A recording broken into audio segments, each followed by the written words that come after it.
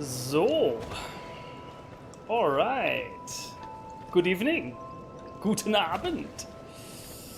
Hi everyone. Today is Friday, the 25th of June, and it is 10 p.m. And yes, my daughter has decided, or I shouldn't say my daughter, I should say the goddess that my daughter actually is, that my daughter is an avatar of, has decided to grant her sleep, and which means I am now able to start on 10 p.m. instead of the usual 11 p.m. Which, yay! I guess that's more stream, right? So good. So, good evening. I will first crown a new winner of the stream. By the way, as far as I know, don't think I've ever seen him before, and if so, or I shouldn't say him. That's I shouldn't assume his gender. It. I didn't see it before, and if so, then certainly not as a stream winner. So Konrad, congratulations, you have won the stream for tonight with the first comment. Good job. You this award grants you nothing, but you win. Anyway, a hearty hello to everyone else that is here. For example, Sunshiner Rex. Good to see you. Old Reliable. Bernardo Nippels. Can you see my nipples? I hope not.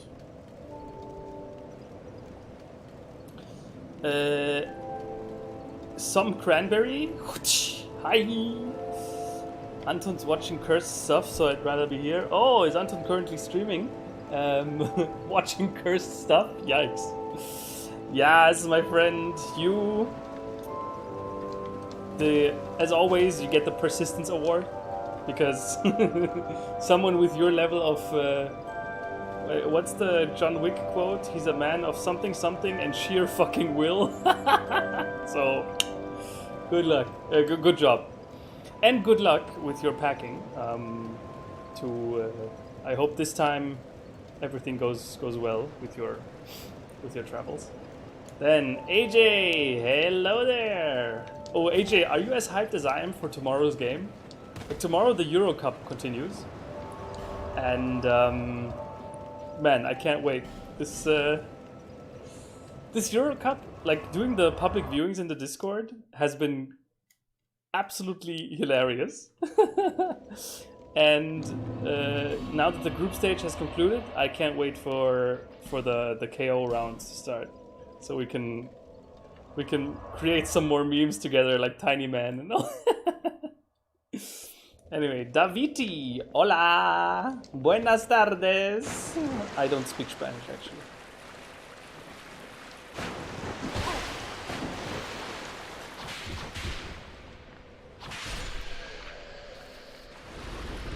And then Mohammed Al-Khalili. Wait, it's... Damn, I keep pronouncing it German, because in German you would pronounce it Khalili, which that's not how it's pronounced. I think it's something like Khalili. Oh my god, this is so horrible. I'm very sorry for every mispronounced name, by the way. I should make it a point, actually, just to pronounce every name just as German as possible. So, okay, I guess this is now the rule, okay? I will pronounce everyone just as German as can be. So, Sunschiene Rieder X, Bernardo Hernandez, Some Cranberry, Yats, what else do we have? Mohammed Al-Khalili, yeah? Smukshep, De Steen, oder De Steen. Damn. It's horrible, actually. The German language is not built for that. By not even trying, I made Andy self-conscious about his nipples. I am truly a monster. Who says you're a monster? Maybe I welcome it. Yeah. Maybe I welcome the nipples.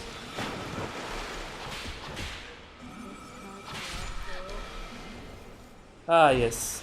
This area. Don't we all love it?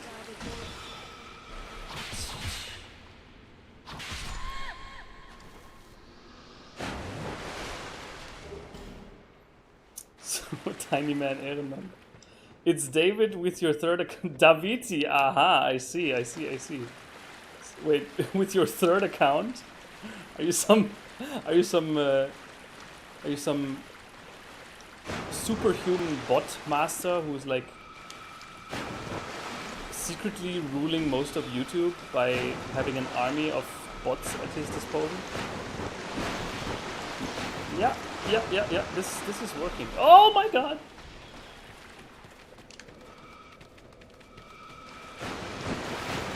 See, one thing that's great game design is creating an attack that has infinite range, like the magic missiles of these spellcasters.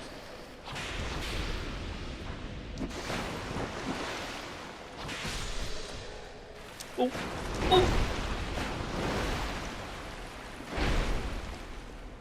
Wait, I've never seen these guys here before.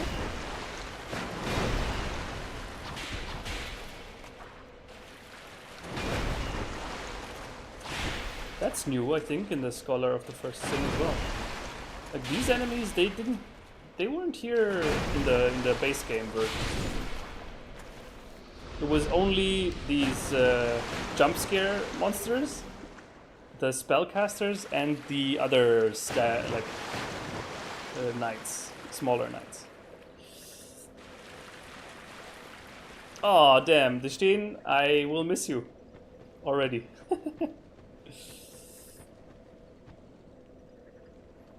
Haha, you know my previous coach roots for Germany and he posted on Facebook a funny but weird picture of his face in the middle of the German flag. What the fuck? Well, I mean, I'm not judging, right? If he's a fan, then he's a fan.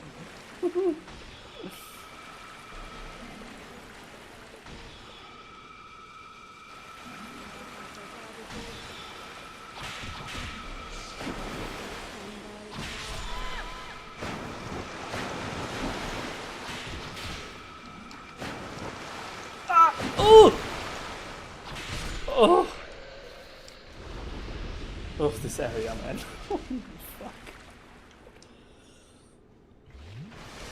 Yeah, spot on with the pronunciation. Nice.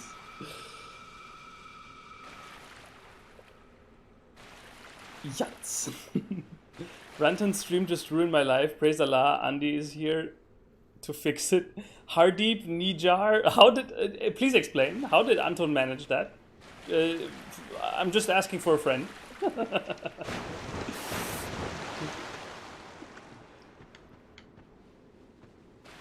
You have more vocalic. They are only in Scholar of the First Sin? Ah, okay, yeah. He started watching Cursed Nightmare SpongeBob animations. Yikes. Oh, that's horrible. Who but Anton would go to desecrate something so holy as SpongeBob?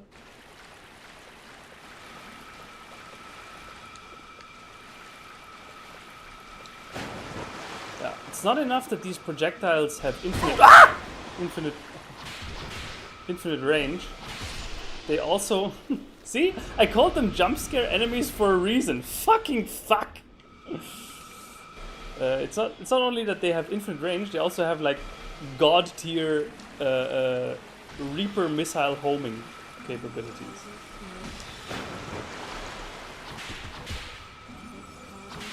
Whenever you can attack one, the next one is already at max range and shooting at you. Like, if I run to this enemy that's shooting there right now, there will be more further back already readying their staffs.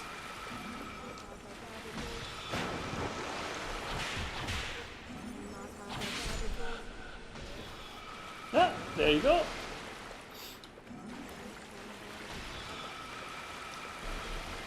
This area is just pure fucking life-breaking insanity. But, you know, it's difficult, I guess. Vaso, what's up? Adit, my friend, hey. Pietro, Flaming Waffle, welcome. SpongeBob Schwachkopf.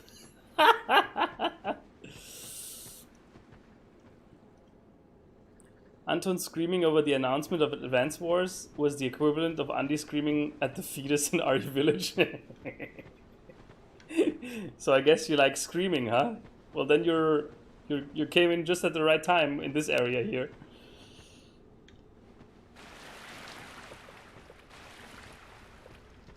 Wait, you missed me screaming at the fetus in Resident Evil 8?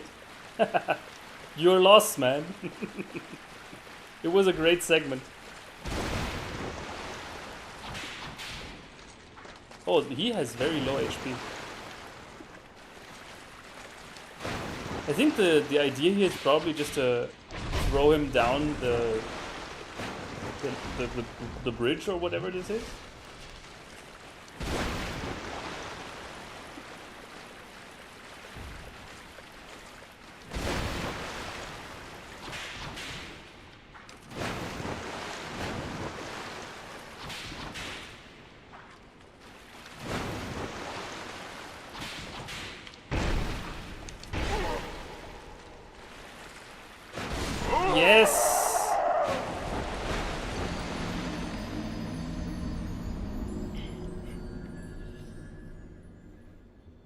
The stars have aligned and you're awake at 1 a.m. Oh yeah, that's such a rarity, Adit. You being awake at some ungodly hour.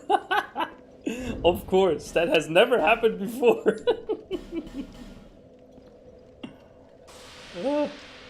Do you even sleep? Sometimes I wonder, Adit, how do you do it? I guess that has to be the unsurpassable vigor of youth.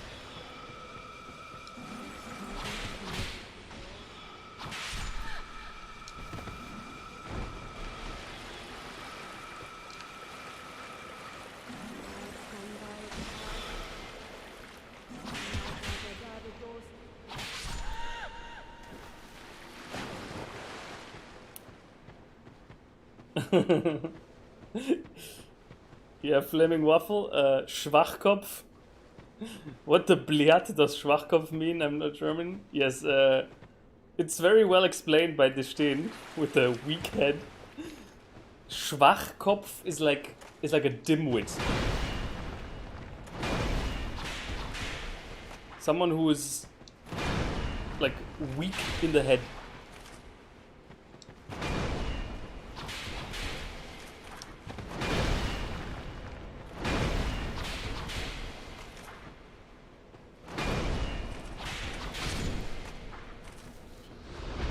So weak head in this case doesn't mean like he's physically weak. It means his capabilities are weak. His mental capability. Oh, see how I'm approaching in the like wind shadow, so she couldn't see me. Yeah. MLG gaming right there.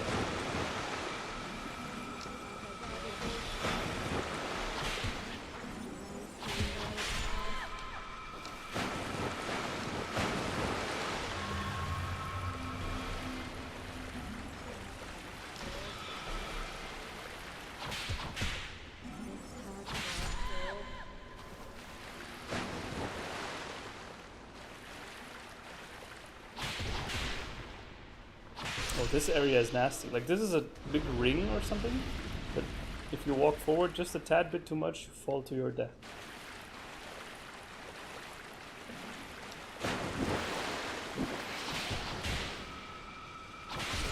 Of course. Yes, from halfway across the fucking map. And around corners, too. Because, well, made by Tiny Murat, I guess.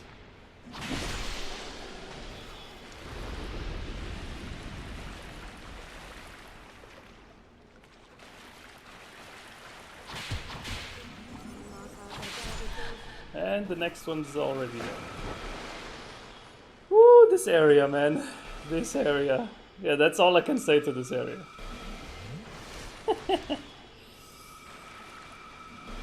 Anyway. So... Iso! Didn't know Curse of the Dead God had whips. No, it does, actually. I mean, yes, this is not Curse of the Dead Gods, but the game has whips. In fact, in my like in one of the streams where I streamed Curse of the Dead Gods, I used whip. Me stand by my word. Use whip. Unsurpassable vigor of youth. Meanwhile, me at 17 who gets 8 hours of sleep and feels like I had 3.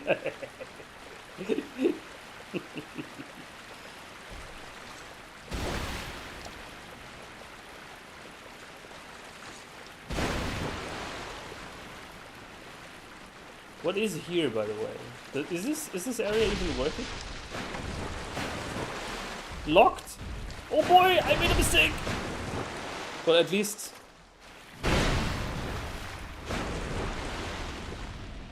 Glug, glug, glug, glug, glug, glug, glug.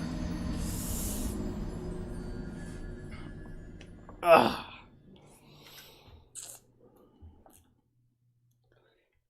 Yes, actually I have never experienced sleep. It is impossible for me to even comprehend the concept of sleep. I thought so, Adit. Because this is the only way for me, the only way that I can that I can explain how you are awake, like always.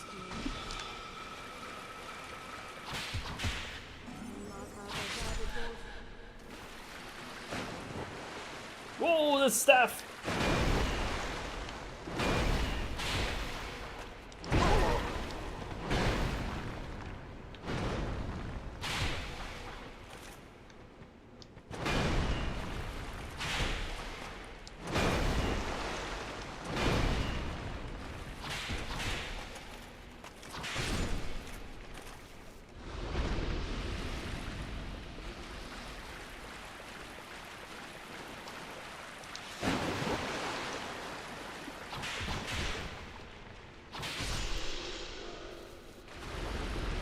Shit, I just realized that now, because I ran past that guy, my bloodstain is all the way back there, and it'll be really difficult to get it back.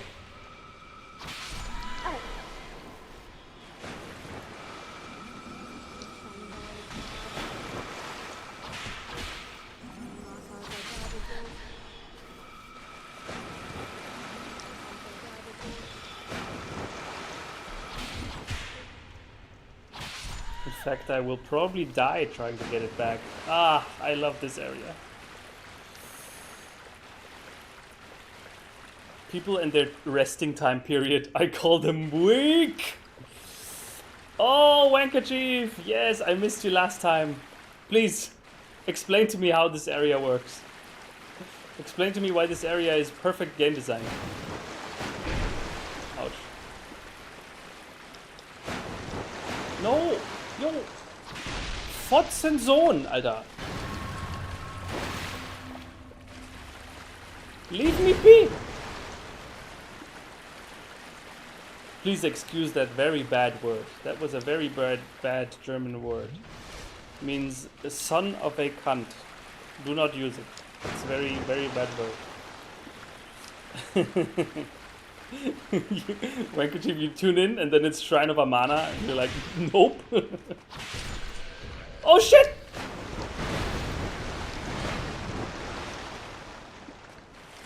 Yo, why? Please, game, can you not do this?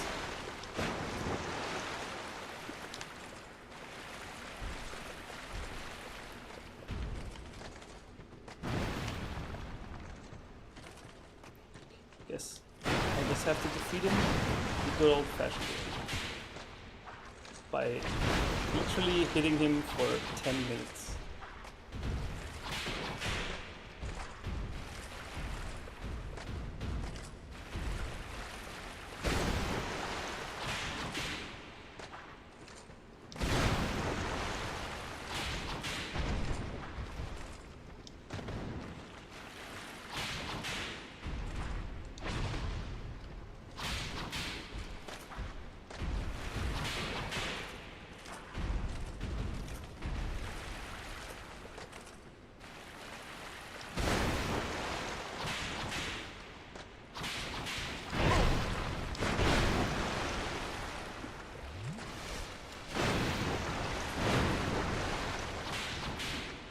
get greedy once, try to do 2 attacks, get punished.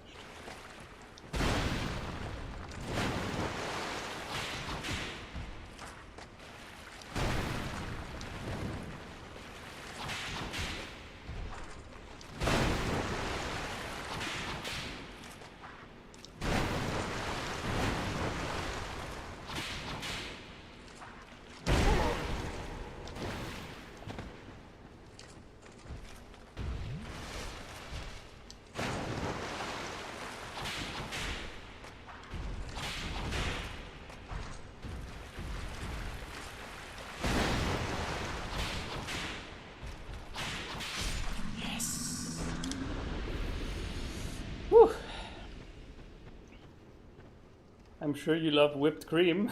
Well, it's a little fatty for my taste, but still, whipped cream, delicious. On ice cream, like ice cream. Tony EGJ. Good evening, long time no see. Glad to see you're back. And glad to see your name is green. Thank you so much. I think you have never been here since I've introduced the Yori badges, the new ones. So for your long-time support, you have earned yourself the Galaxy Yori badge, which is now next to your name. So congratulations and thank you. Yes, AJ. Good to hear. Good to hear you're liking Dark Souls 3. It starts off very slow because I feel like Dark Souls 3 is very good at introducing its mechanics and stuff. Because it starts off so slow, but believe me, the game will pick up, especially later on. I don't think it's among the hardest Dark Souls games, but it is, you know, it has some areas, let's say. But it's always fair. That's very important. So let me quickly think. Which way is the correct way to approach this now?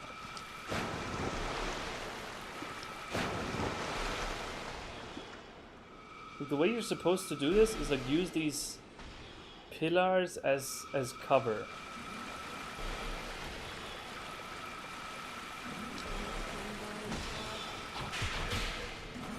I think this was not correct. It seems to be like a lot too direct.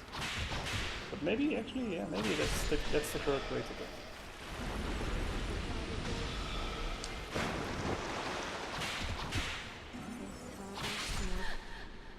Also, navigating this area is so horrible because you always have to look at the ground because you never know where, you know, there's actually the end. It's very hard to see where actually the end of the deep water is that will cause you to fall down and die.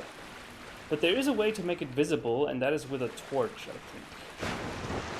With the torch you can see pretty far, like where the water ends and stuff.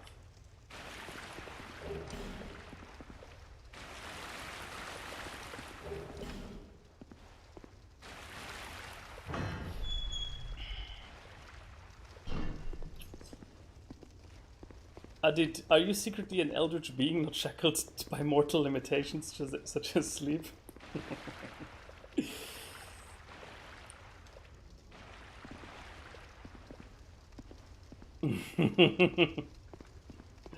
Yeah, well, all characters. This game is very gender equal because now male characters can leave behind a bloodstain too, right? Very progressive by Tiny Murat. Bekir, hey, good to see you. This is your most hated area by out of all the Soulsborne Sekiro games by far. Well, that's not a surprise. Well, I personally think that this area it has its moments where I think it's kind of cool the way you can't just bum rush, right? You have to intelligently and slowly inch forward, step by step, always stay in cover. Like, especially this section, this upcoming section right now, they just overdid it.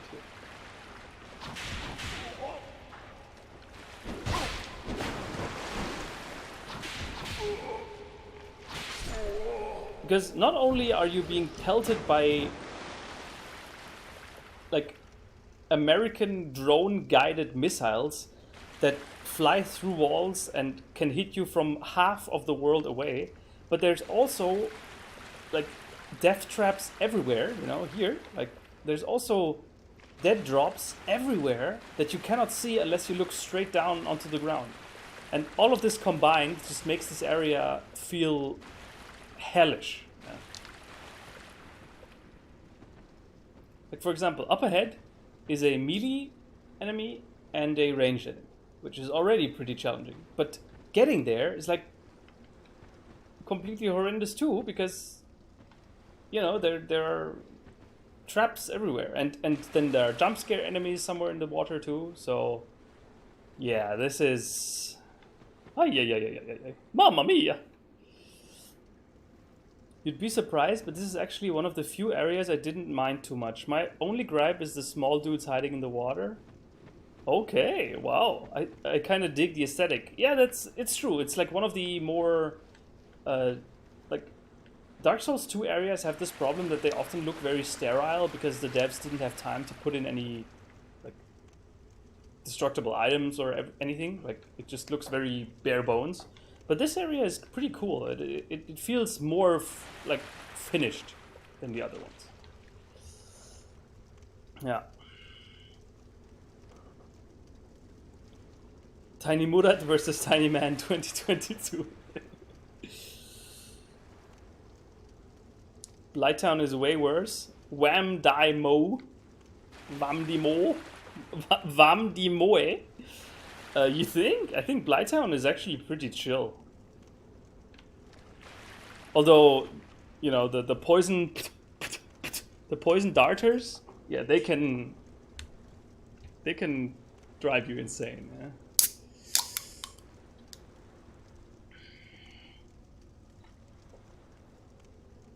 Ah, they stehen. Your statements about Bloodborne make me very happy. So, you see, oh my god, I was already floating with one leg above there. Yeah, that was fair. And I'm dead. Very cool, very cool. Ah, horrible. Horrible.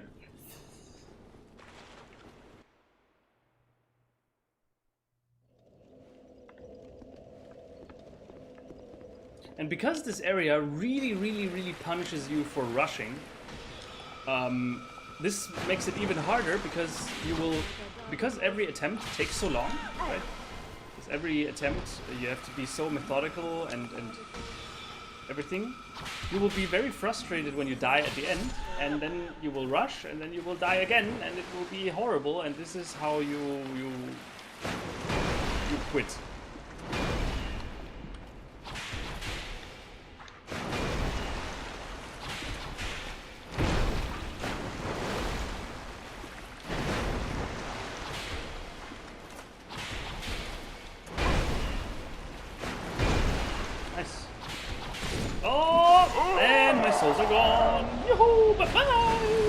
Scheiße.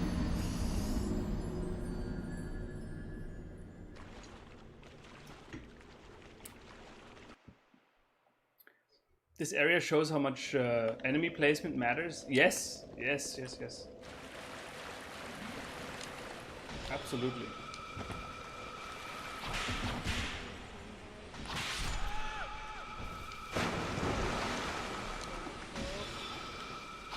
I don't know how many souls I had, but yeah, now I don't have that many anymore. Scheiße. It's pain. Oh no.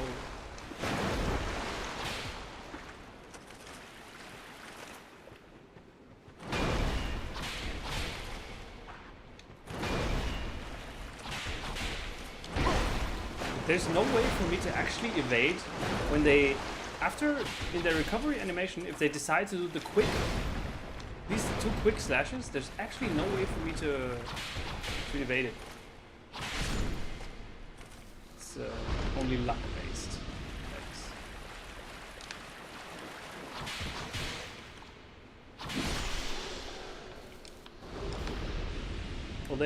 Although the enemies here do drop a lot of human effigies, that's very nice.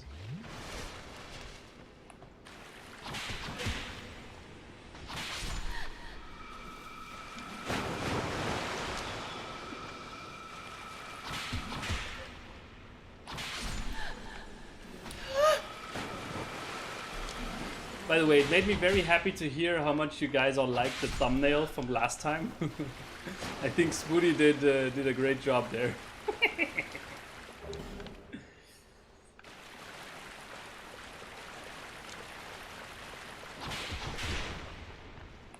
Oh wait, no. This going here is probably incorrect. I need to first defeat this other spellcaster woman, because otherwise she will stab me in the back.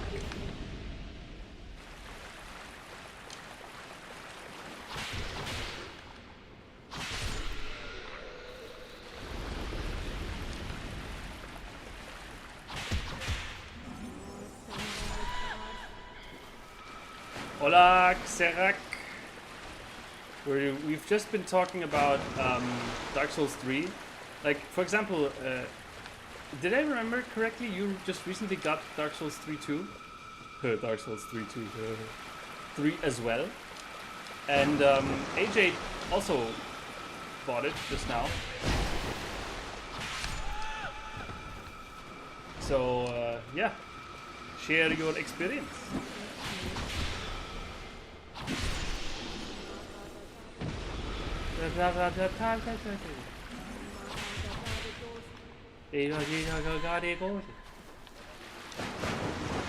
What language are they even speaking?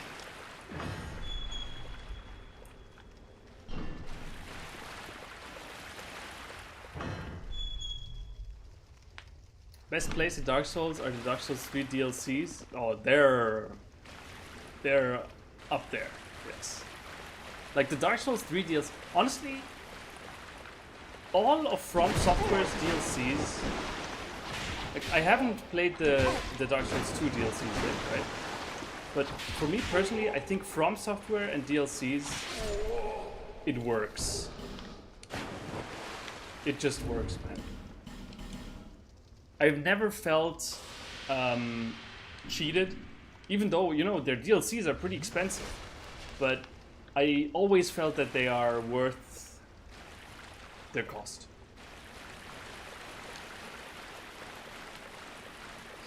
Death. Narrowly avoid it, and then get hit by this, yeah. Of course, sure.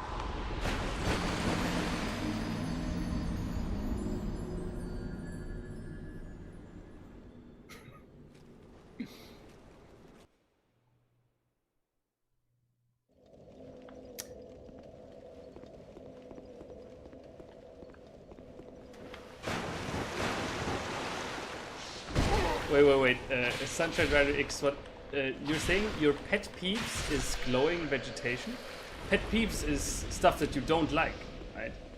So you don't like this kind of glowing vegetation. Really? You think it's too tropey, or why? Because I personally, for me, that shit never gets old, man. You make a plant and then you give it a glow and it's good.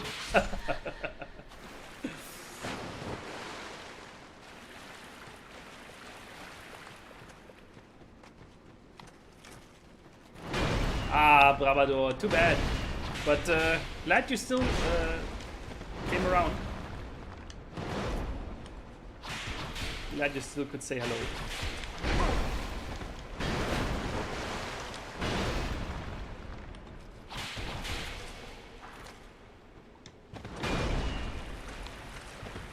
Yep.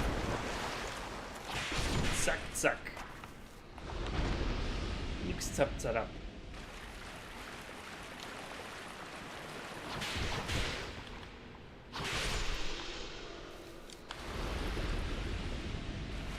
They're speaking Hash's language. Oh yeah. You can, of course, like, you can more or less. I'm not saying it's trivial, but you can more or less destroy this area safely with a ranged weapon. Like, you know, the main problem of these enemies is that they're ranged, so why not do it just like them and also become ranged? However, as a whip god, I am not allowed to. And also I do not need it. I am good enough. Yo, can you imagine this on a no-hit run? Like Dark Souls challenge runs? I mean, I consider this to be also like somewhat of a challenge run. Not really, like it's really not on par with the level of these other runners, but still, I think Dark Souls challenge runs are just some of the best and most impressive content out there.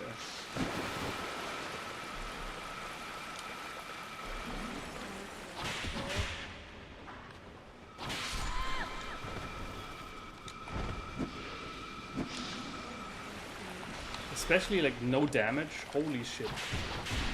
Imagine this on a no damage. Man, the nerves of these people.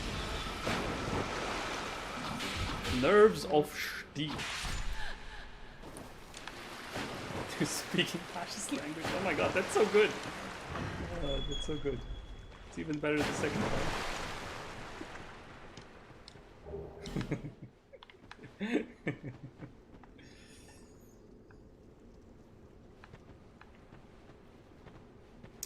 So, actually, can I light my torch here on this thing? Yes. And I gotta say, the shader that they use to here in this area that allows you to see like the waters, like the edge of the map basically through the water, which it doesn't allow you to see it without a torch. I think that's pretty impressive, like on a technical level. That's very well done.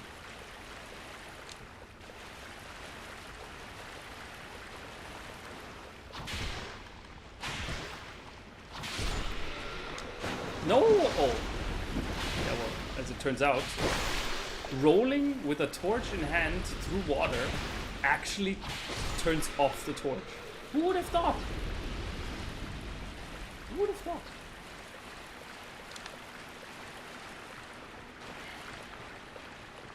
Wait. Oh no, I'm out of power stance.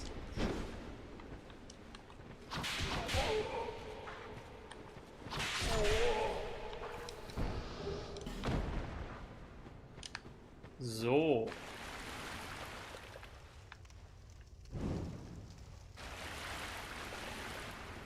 I wish Dark Souls 3's world wasn't so fragmented and linear. It definitely played more often because the gameplay is so refined and late game DLC bosses are legendary. I mean, you know, calling Dark Souls 3 fractured and linear is like while you're watching someone play Dark Souls 2.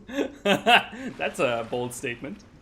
But I get what you mean. Yeah, it's like none of the Souls games come even close to Dark Souls 1. Of course. How could they? That's some world design perfection never reached ever again in any game, right? So I guess it's acceptable, but I understand, and I think you're right.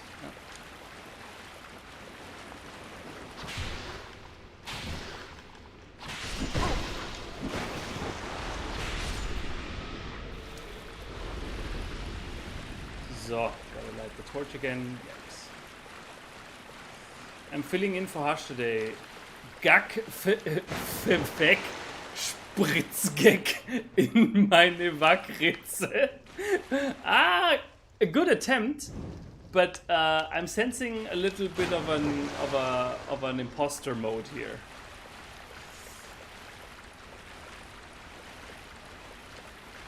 Yeah. Wait, what? Such and Rider X, you didn't know what a pet peeve was? That's adorable. No, a pet peeve is something that's your personal like annoyance. Yeah, it's something that is a neutral thing, but for you personally, it's kind of annoying. That's a pet peeve.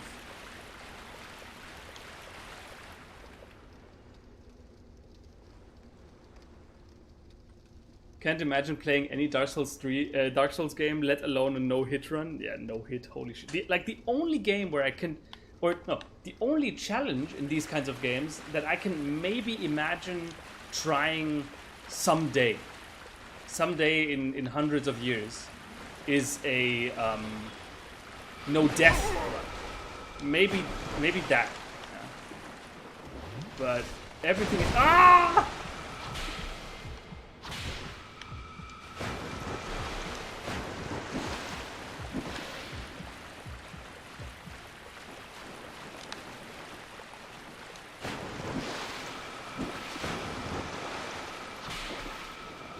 Yo, what?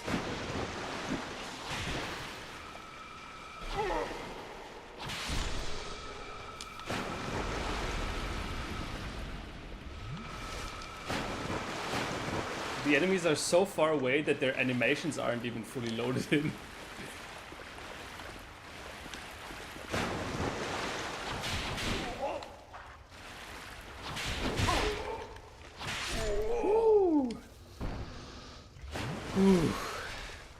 Yeah, Ozdava, that, by the way, you know, I'm not that much into other streamers and stuff like that, but I think if there's any Dark Souls challenge runner, I don't think he does it currently, but used to do it, that shot his way straight into my heart with an achievement, like with some heartbreaking run losses, then it's Ozdava. Like, he has a video called This Is Fine or something, or 41 bosses, 0 hits, where he tried to beat Dark Souls 2, all DLCs, all bosses, without taking a hit. And it's an insane run, like 10 hours or something, and he's a speedrunner, right? So you're doing it as fast and as efficiently as possible, and it took him 10 hours, and he failed when the last boss had 1 hit left. He lost his entire 10-hour run. I almost cried. Like, yo, how can a human bounce back from this? I think I would have just stopped existing. My entire soul would have probably just dissolved. But he bounced back, and at some point after this, I think he actually did it.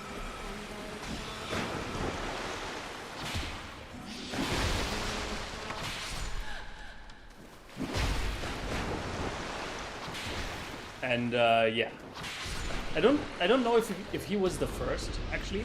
Maybe someone actually achieved this before him. But still, the heartbreak and the ability to bounce back from it, my god. Ozdava is a fucking legend. And he's so wholesome and cool.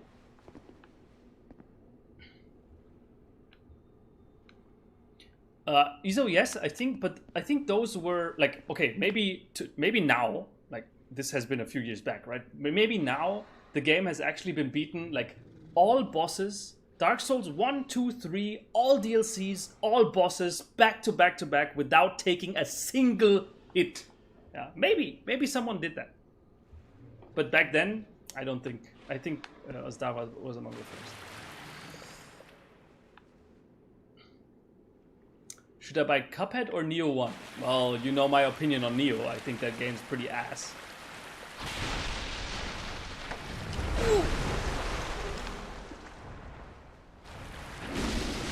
Es geht da zu viel. Was geht da zu viel?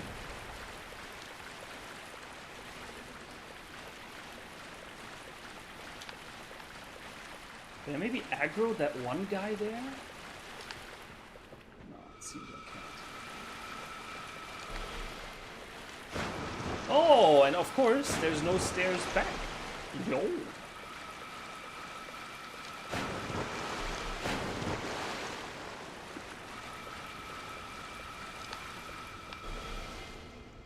Whew. Dark Souls 2's world is just spatially incoherent bullshit, but not fragmented or linear. No, it's very linear.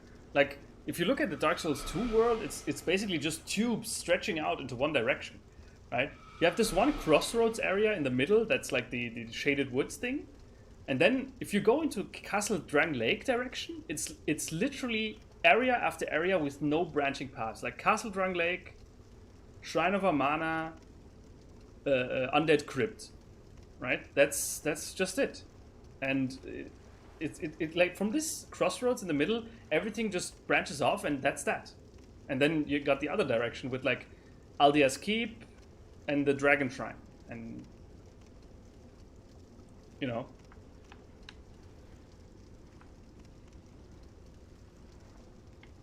At least that's the way it felt to me. Maybe maybe I'm actually incorrect. And if you look at the number of areas, then it's actually pretty good. But it's just that this felt to me like this.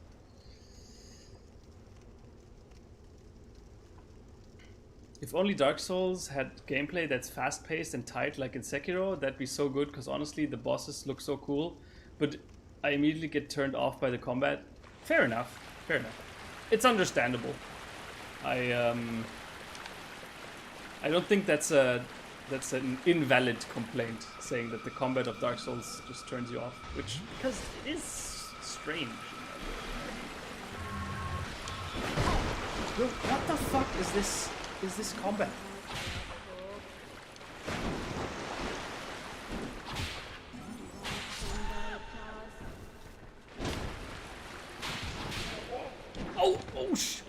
Oh, there's another one! Please leave me. Leave me be!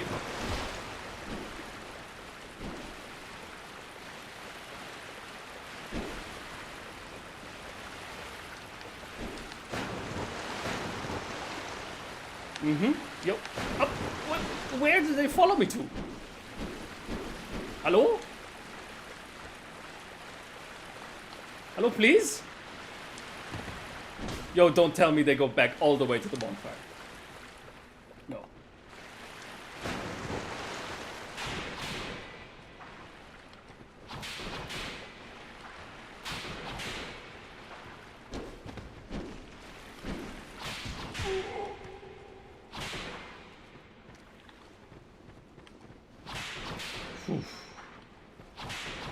When there's no other way to do it, you gotta cheese it.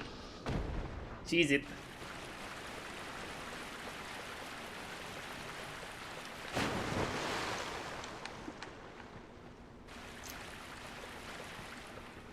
Just Thanos snuck the soul.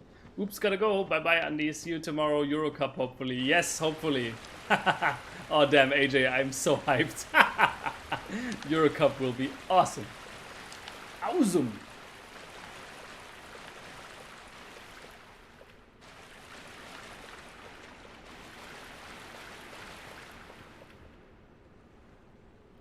Come here.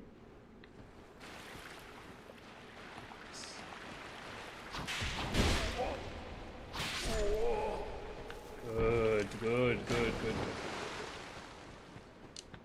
I think this pretty much concludes the hardest section in Shrine of Amana.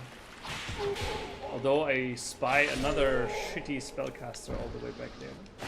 And back there. Okay. Wait, this one doesn't have a staff.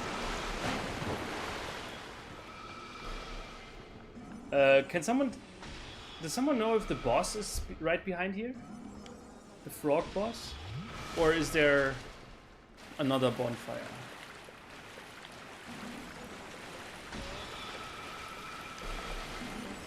I think there's a boss coming up.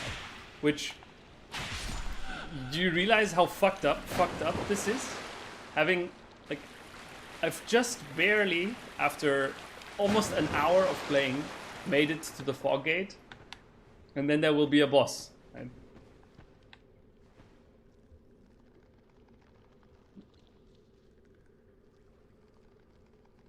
Yeah, I did that, but forgot to hit the record button. Ah, too bad. A guy called the Happy Hob did a trilogy no-hit run 1 year before Otsuzawa's Dark Souls runs.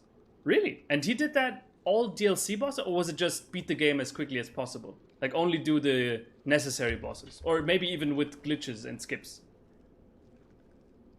Because I think Ozdava said in his video that when he attempted the challenge, the no-hit all bosses thing, no one had done it before. And that's the only reason he even attempted it. But maybe, yeah, you know, I'm not that deep into all this speedrunny stuff.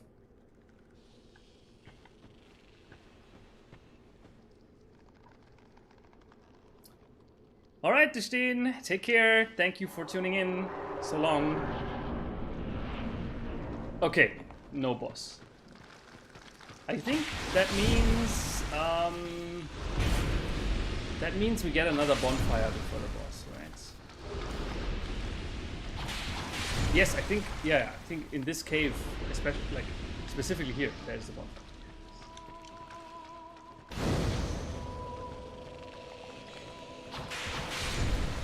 Okay, okay.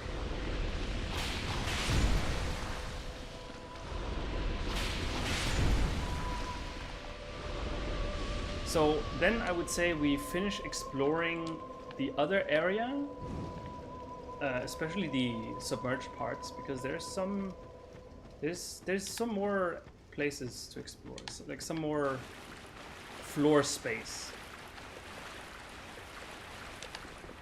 This here, yeah.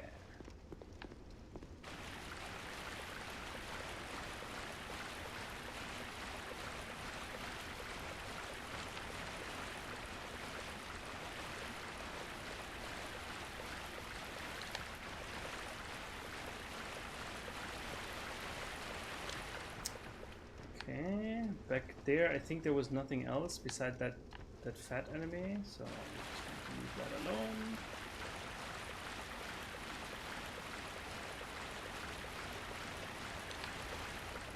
And then here in this direction, I haven't checked.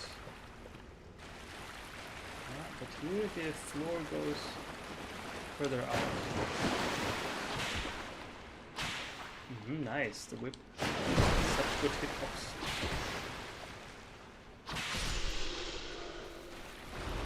And relight the torch in this house, so it's all good.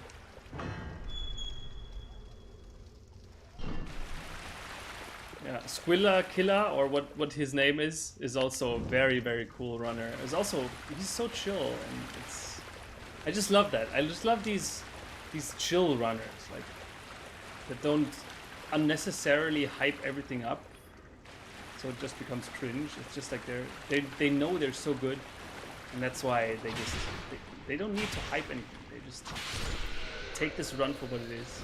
It's a 1 in a million run, and I did it.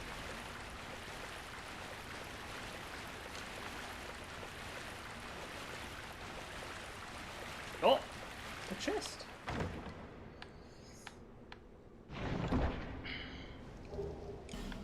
Nice. Okay, I think there are quite a few enemies here. Oh no, that's cursed pots.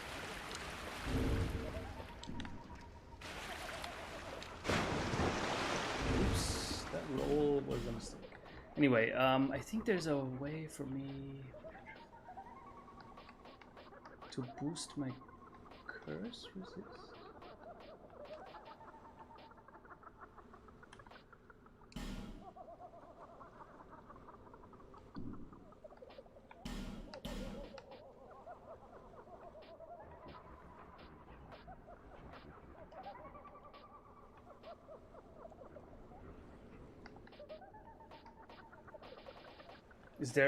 Is there actually no item to boost cursed resist? Curse resist? That's weird. Because, like, I cannot really get close without, you know, taking... Although, no, I suppose it works. Just have to do it slow. Whips actually look good. Well, then that's wrong. Like, honestly, from all the weapons you can use in Dark Souls, whips are among the worst. Like, they suck so hard. They're so slow. like, it's not that they don't deal any damage. Their damage is pretty good and scalable, but oh shit! Wait, what? Wait, don't I die from curse? Guess not. Oh no, I remember now. Yes, curse. So what does curse do? I think it only like increases your hollowing, right? I just lost a little bit of max HP.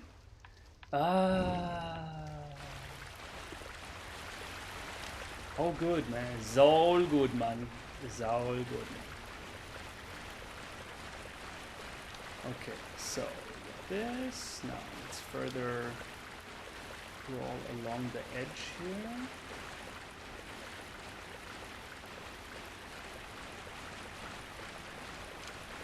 There's this fatty.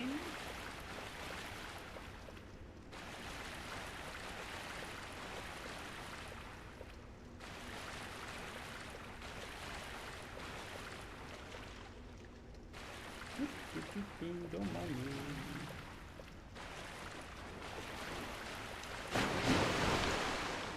Well, that's cool that he fell down. It sucks because now I don't have any light left. Oh, are you kidding me?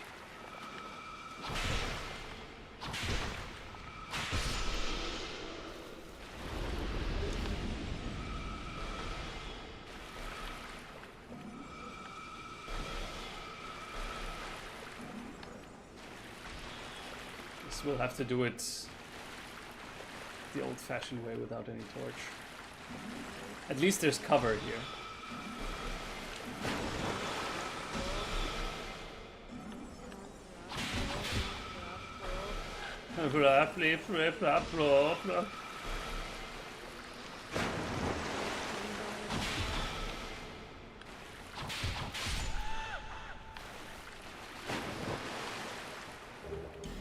Estus flask shard, nice, and a chest. Whee! Okay. Sunlight blade. Okay. Good. I think that's everything here. So I will just use a homeward bone. Also spend my souls because I will lose them very soon anyway. I think Elden Ring is going to be faster paced than Dark Souls, but way slower than Sekiro. Would be quite nice. Yeah, well, I mean, it will definitely be slower than Sekiro. Like one reason why Sekiro was so fast was because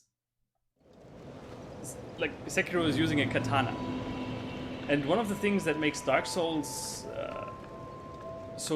feel slow is it allows for you to use like gigantic weapons, almost like unrealistically large weapons, and for them to feel correct, you have to have some sort of like swing and weighty animation to it. Like imagine if you use the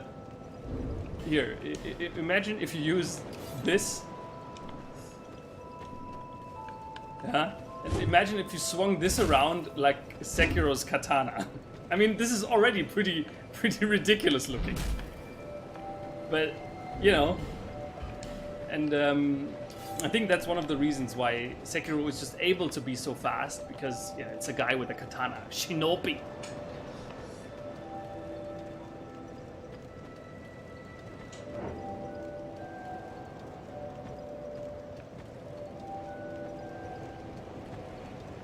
Wait, Elden Ring is supposed to be a sequel to Dark Souls? Where have you heard that? Here to see. However, like, it would be cool.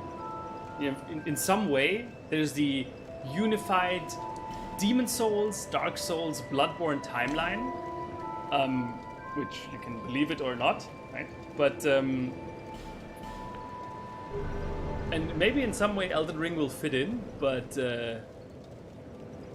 Is it really intended? I don't know.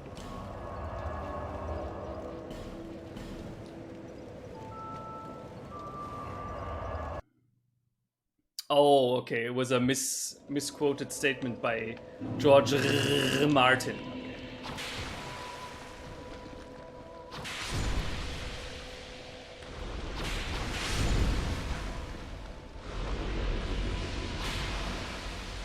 This gas here, I think this destroys my equipment instantly.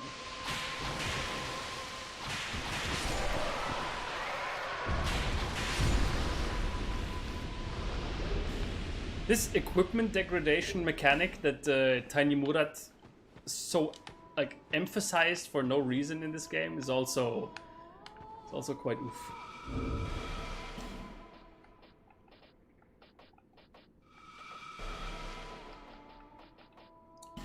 Do I actually have a better equipment?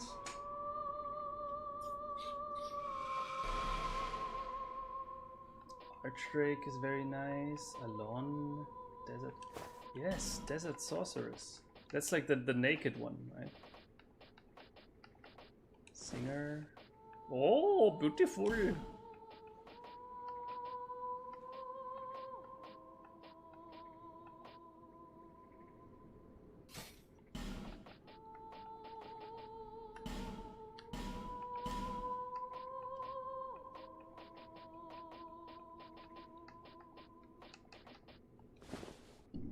So. Oh, nice. Me looking so good. Andy, what type of game is your least liked? Berserk memories rise up when hearing too large sword to swing. Almost unrealistic. What's my least favorite type of game? Well, you might know that I'm not a big fan of FIFA. But my problem with FIFA has less to do with the game and more with, you know, the practices. Other than that,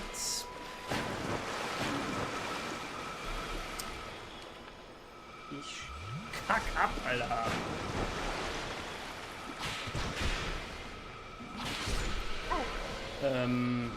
Oh yeah, no, I know. My least favorite game, like genre, of them all, is racing games. Like, except for Mario Kart, I think racing games are brain damage inducingly boring.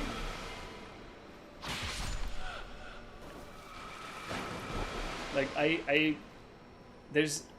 doesn't matter how much you explain it to me. It doesn't matter how much you want me to like it. There's no way in this universe that will ever make me like something like Forza or Gran Turismo. And it's just so boring.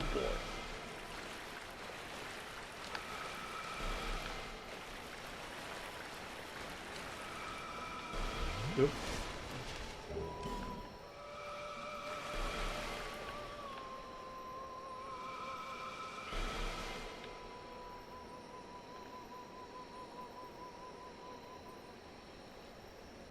And except for Crash Team Racing and Road Rash, have I played those? No, never heard.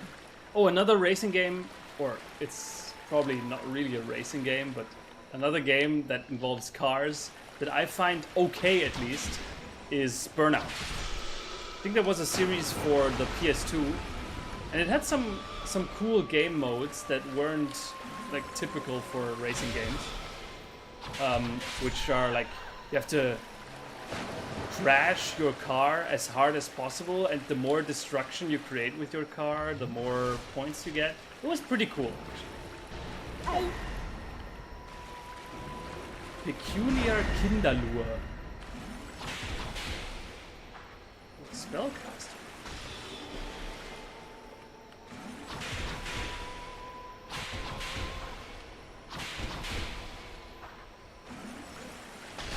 Ouch.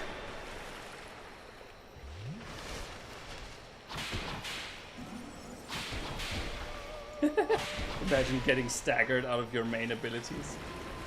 Embarrassing!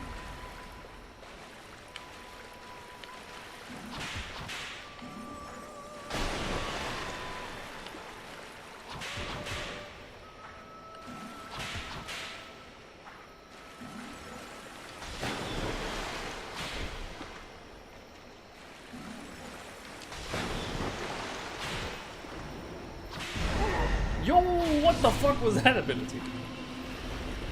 Ah!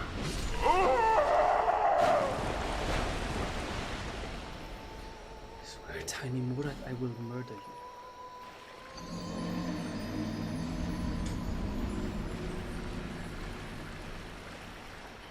Would you consider F1 boring too? I understand Forza or NFS, but F1 is on a whole other level. Wait, what's F1? I thought that is that a game, or are you talking about like watching Formula 1? Because I'm really sorry. I hope you can like me after this still, but I find motorsports to also be among the most boring things in the world.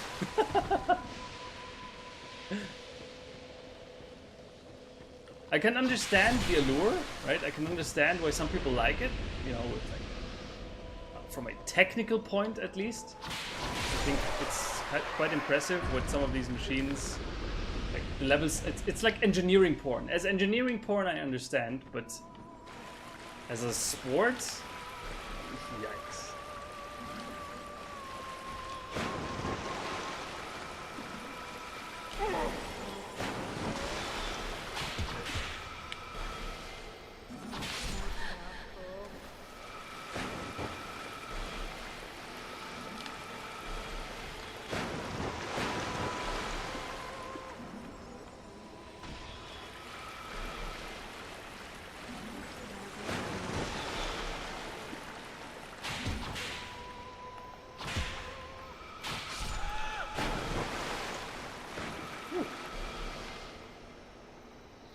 Ubisoft-style checklist open world games are pretty cringe too. Absolutely. They indeed are.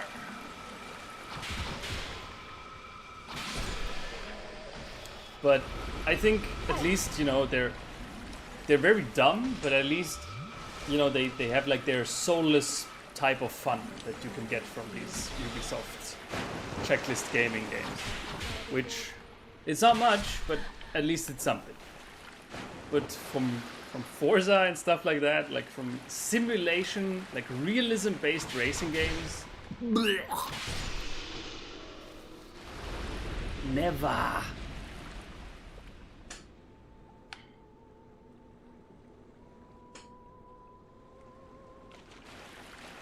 Diddy Kong Racing? Ah, yeah. These old ones, these fun arcadey Nintendo-y racing games, I think they're cool.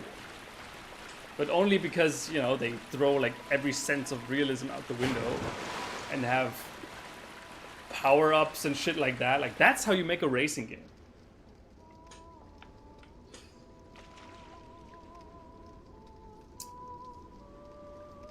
Tiny Murat is unforeseeable. Only racing game I'm interested in is Bloodborne card. And everyone's just racing around on a like beast monstrosity, and then just like andale, way, and then you can do like blood attacks and fight on the back of the beasts. That would be fucking hilarious.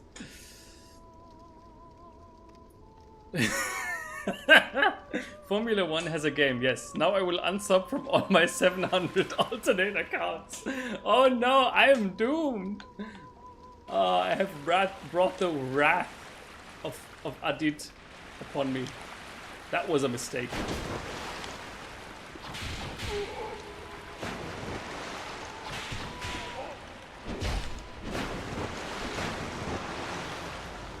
Yes!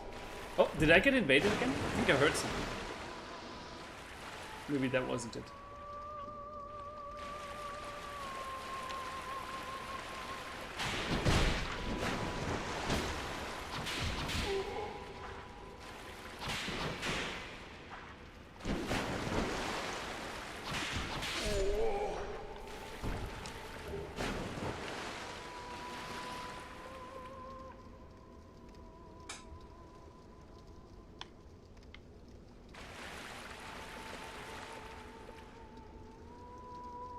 Nah, BB Card Samsung Smart Fridge Edition featuring Dante from Devil May Cry.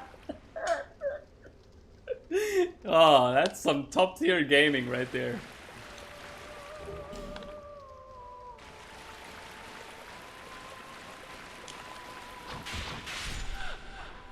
What's this?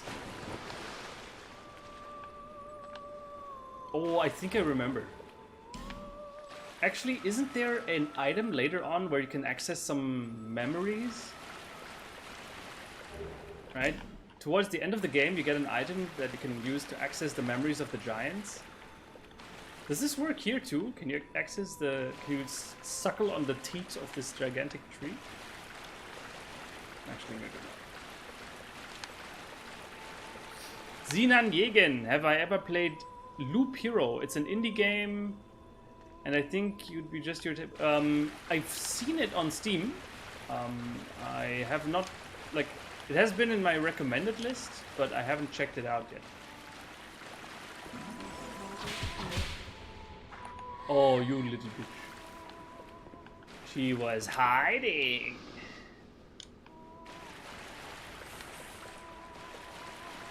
Okay, continue further. My favorite rides are the Whirligig-Sar and German's wheelchair.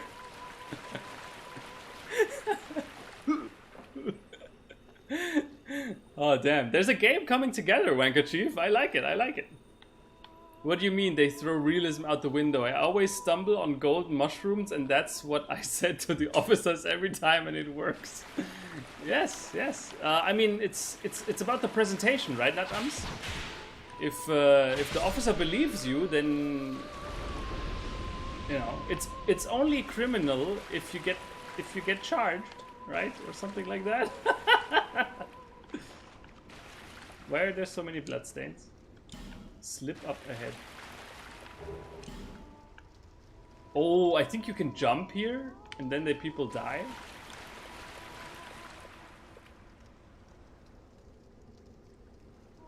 No, they just fell down.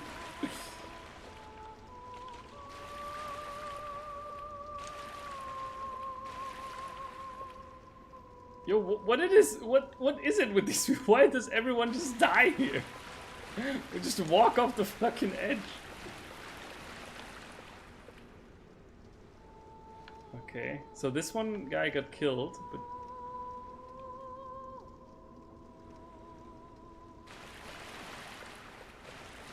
weird. No one died by attempting a jump here or anything. Maybe you actually can't jump here. I guess this means there will be an enemy up ahead that will destroy me if I'm not careful.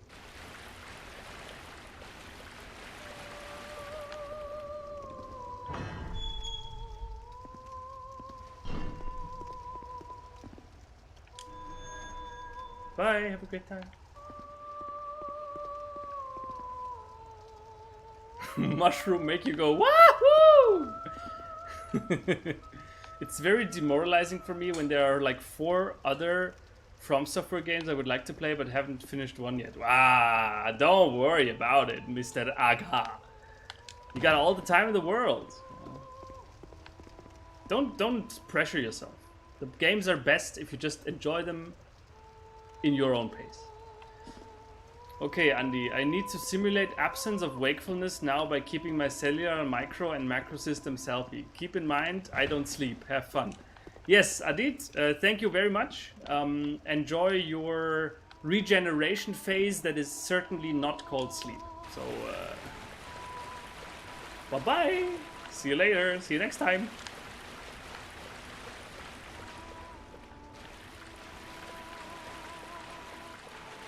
Okay.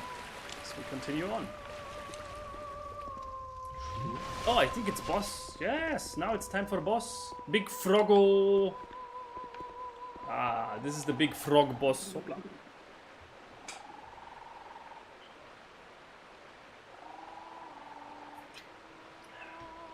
Okay. I think this frog boss here is also among the easiest. It looks very disgusting, but I think it's very, very simple.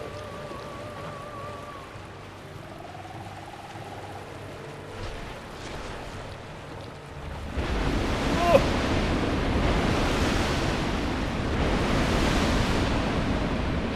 Also, my damage, yo!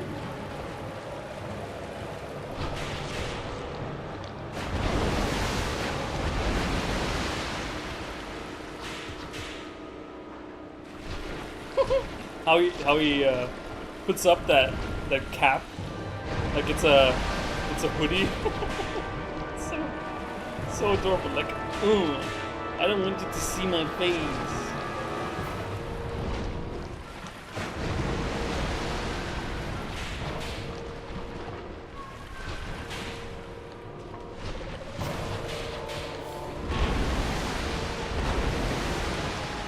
He deals a lot of damage, or she. Like it deals a lot of damage.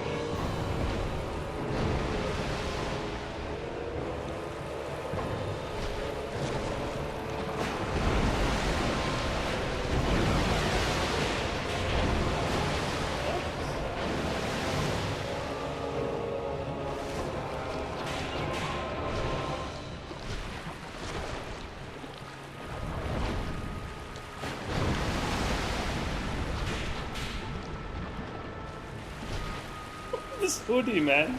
This animation is like so goofy, but I love it.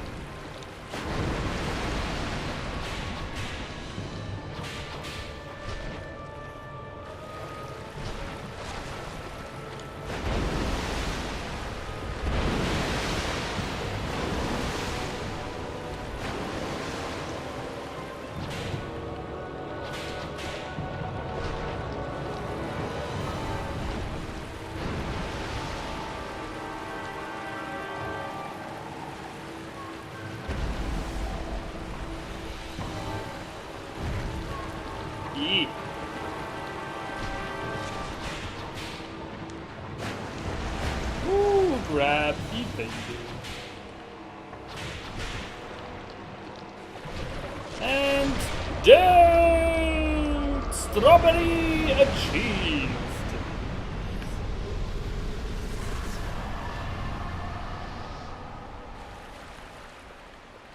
Yeah!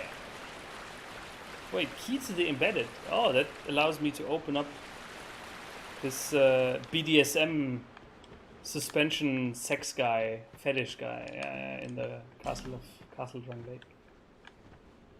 So, okay.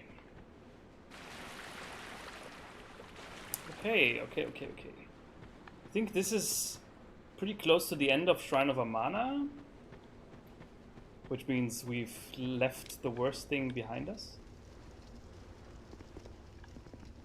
Right. Oh, this is a shortcut there, I think.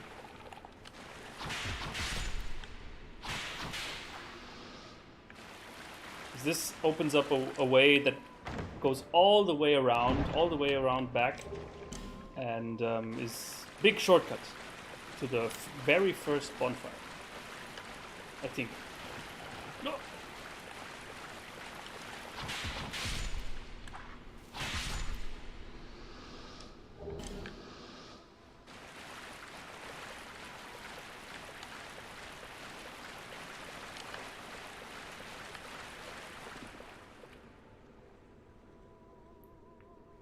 But it's not Wednesday, my dudes. Oh, yes, the Wednesday frog. Oh, wait, this... Oh, please. Are you seriously going to cost me another fragrant branch? Just for this? Or maybe this is actually the correct way forward. I keep forgetting.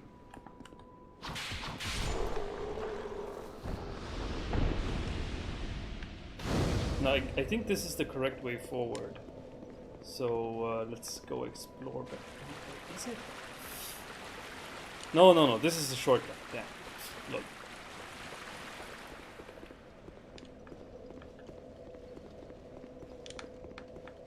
Do I close my eyes, lay in bed, and have mini 10-min hallucinations over 9 hours? Yes. But is it sleep? No, because I can hear my fucking drunk neighbors stumbling and fighting over it. As long as it's your neighbors and not your parents. Oh, 3 real, 5 me. What the fuck?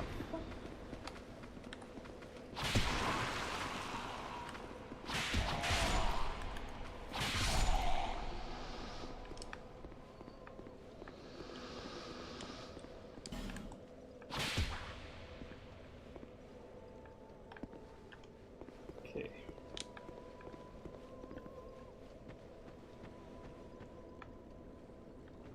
That frog looks like my French teacher after he found out that he got fired. Oh no, poor French teacher.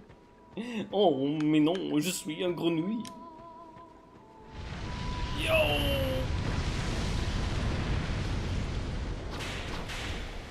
Yo, that guy has very low health, if I may say so.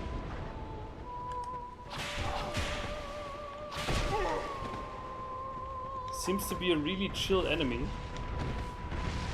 Ah, firestorm!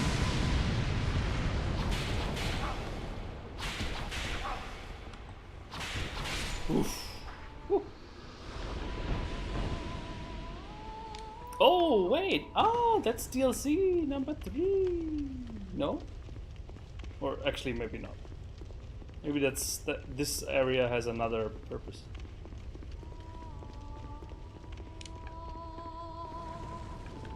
Ooh.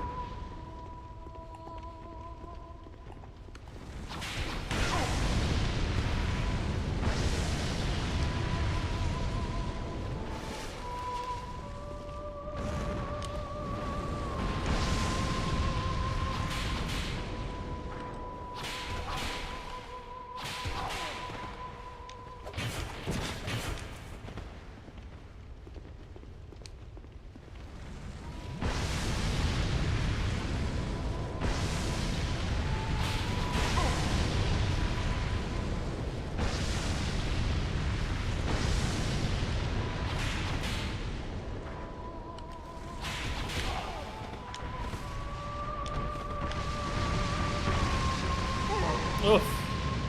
Walked right into it.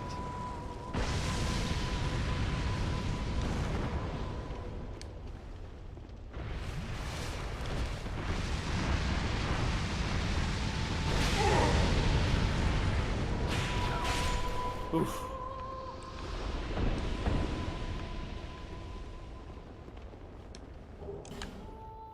Okay.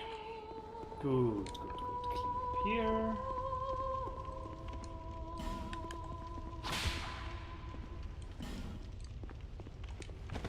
It's not true. Oh, there's another one of these. Holy shit. Thought this was a This was a shortcut. Oh, come on. How was I supposed to dodge?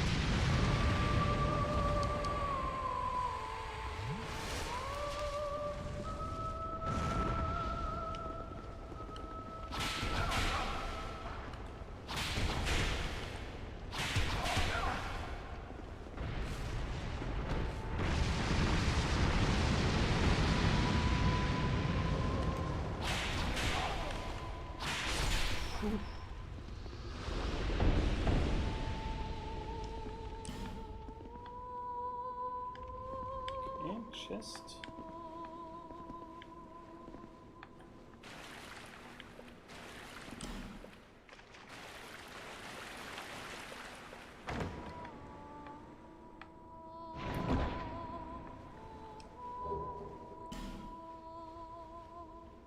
So I might be wrong here, but a lot of Dark Souls is just investing your souls into a good character build, which helps you go through the game at a much smoother rate. Yes and no. I think your soul level is a little... Like, yes, of course, it makes you stronger, right? But it's not that essential. Like, you will not be able... Or let's put it like this. The game is, I think, personally, it's tuned in such a way that you cannot just outgrind many challenges. Like, you cannot just simply kill the weakest pig enemies for 10 hours and then level up your character to a point where it trivializes everything. Like, the game will really not let you trivialize content by making you very powerful. At least, in my opinion. Wait, where's the shortcut? I was sure there was a door that led back somehow. Huh?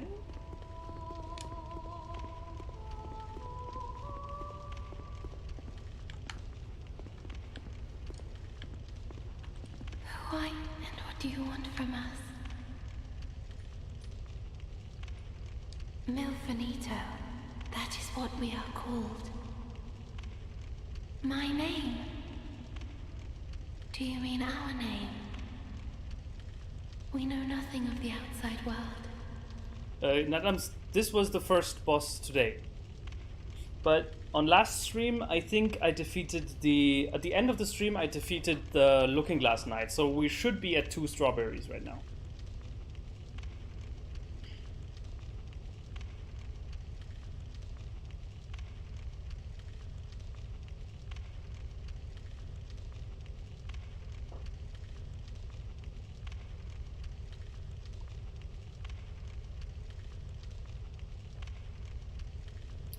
We sing a tune.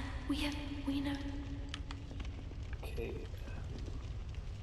Oh no, I think this praying here at this shrine allows me to reverse some things or something. But still, I'm kind of... Yo, I was 100% sure that there was a shortcut somewhere here. Let's continue looking. Cannot be.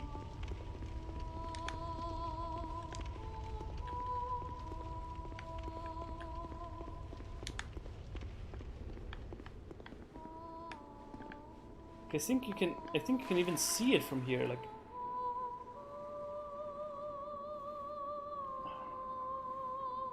Did they remove it?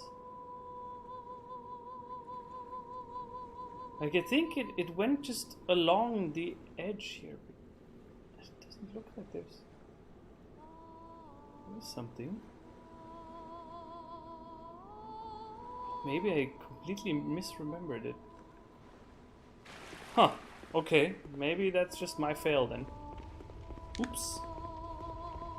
Yes, Bloodborne will always be my favorite game of all time. Nothing... Okay, should never say never, right? But currently there's no game ever even to come close. Like, I have a few runner-ups, which are great and all. Sekiro certainly is among them. But Bloodborne stands alone on the top.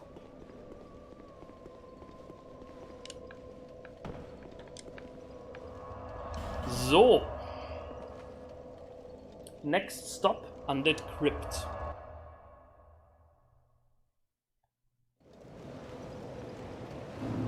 Bearer of the... until... Alright, Sunshine Rider X, thank you so much for tuning in. See you later.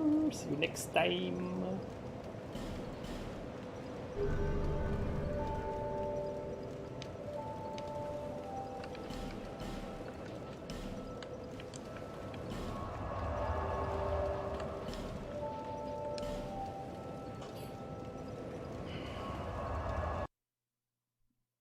Maybe Elden Ring will knock off all our socks. I sure hope so. Like, I don't think Elden Ring...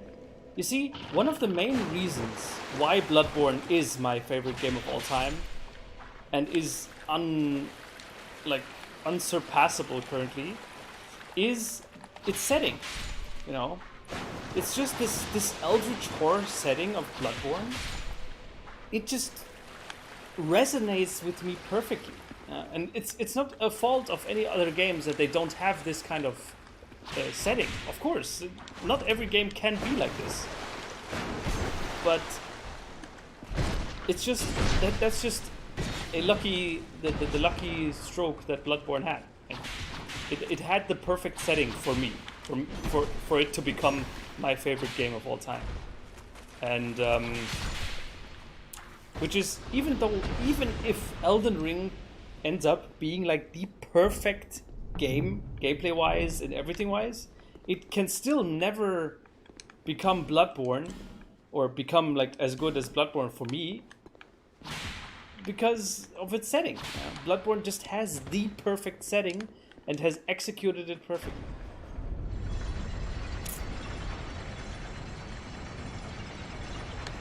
I can't refute it because I didn't get past Vicar Amelia.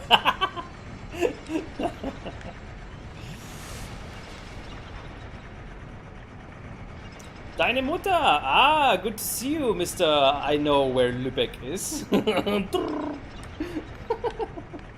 I will hold that against you for the rest of our days, Deine Mutter. I'm doing pretty good.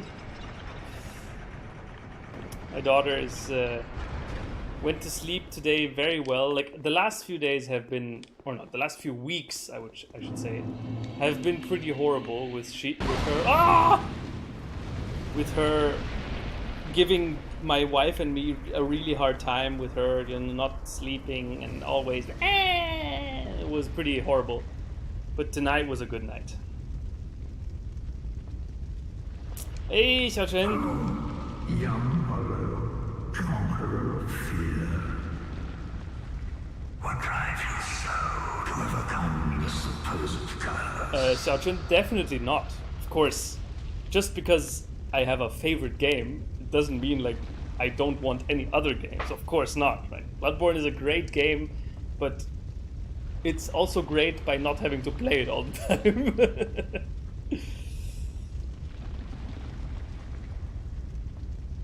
How dare you like Bloodborne? That game is extremely offensive to hemophiliacs. That game gave them PTSD. I'll see you on Twitter shaking my head. Life is ruined.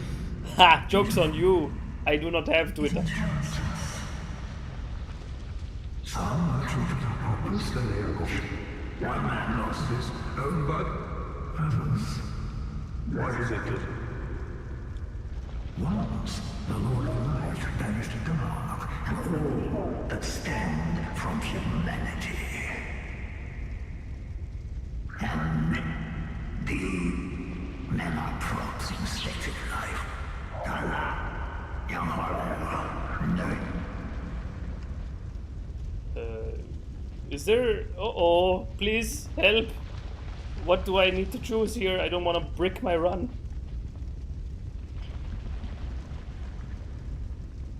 I think I have to choose yes.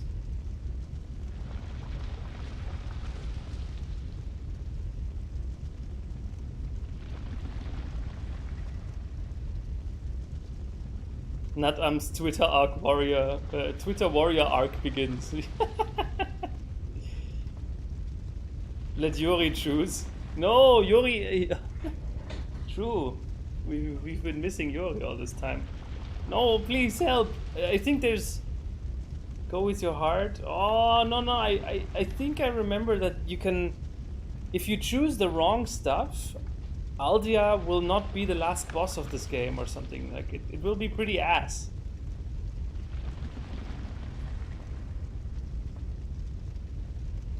Let my daughter decide. Please, guys, no help. Check the wiki or something.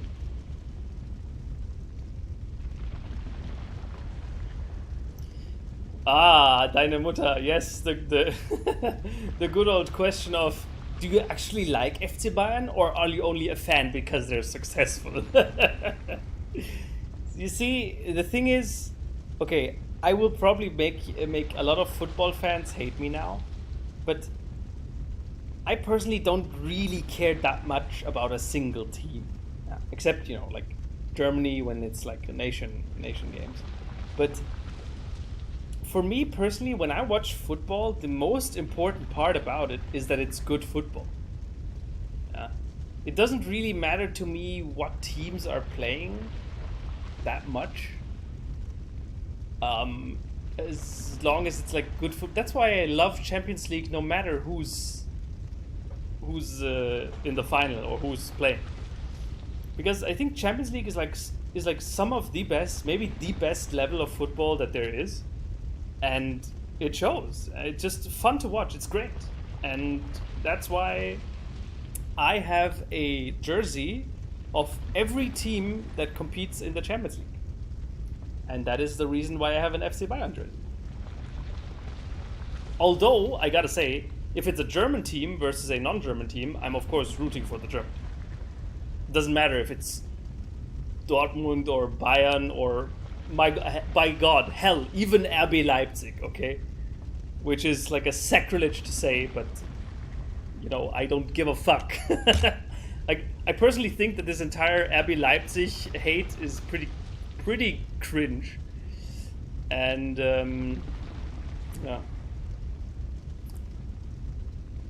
Andy, the answer don't matter. Just meet him everywhere. Okay. Venric, you, neither more. What is it you cannot even... Okay, if the answer doesn't matter, then it doesn't matter.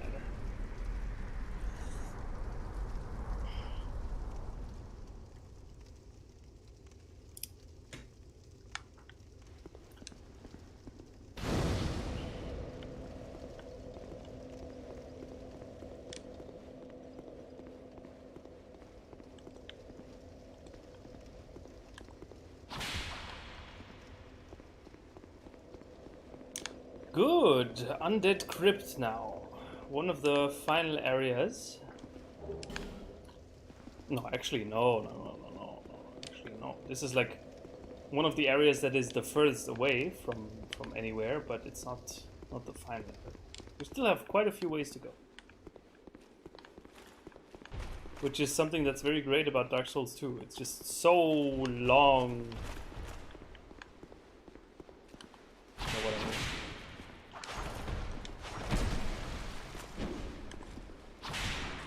Yo, why didn't you stab him?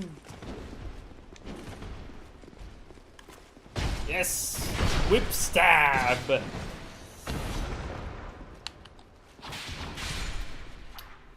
Totally agree with you on the thing about quality football, with maybe some exceptions like PSG and the old Real Madrid. I always hated those teams. What? No, the old Real Madrid had Ronaldo, who's like the best player of all time, man. Not only... I think I've told you guys all the story of Ronaldo during the final of last Euro Cup, where he got substituted out like very early because he was injured, and you could really like, it's one of the best games of all time, and you could really see his passion. Like, he just completely took over from the coach. And it was so wholesome and beautiful. I think that's when Ronaldo really moved his way straight into my heart.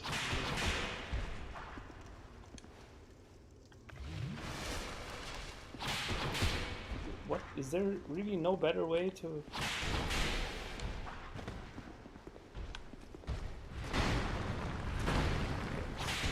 So it does come out.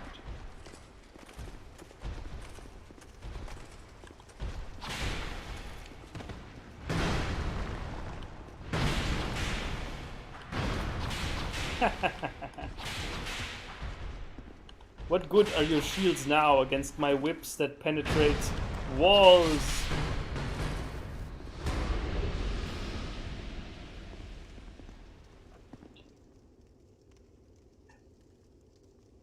You just talk to him in 3 places and then just fight him. Oh, well, that's good. More ranged enemies. Nice. More incredible Tiny Murat level design. I love it, man. Tiny Murat, you are the man.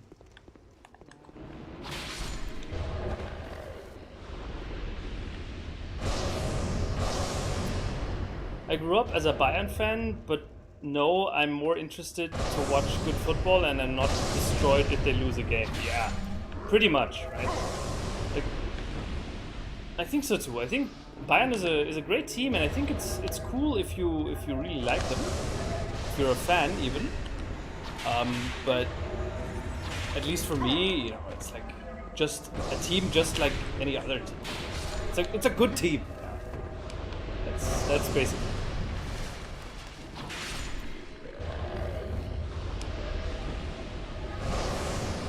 How did I get poisoned, by the way? Was it one of these guys? Yo, they have dark attacks, they have poison, they have gas. Bro, what the fuck?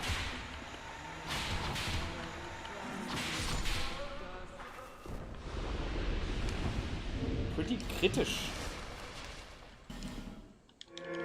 Nom nom nom nom nom nom nom nom. Ladia. Aha.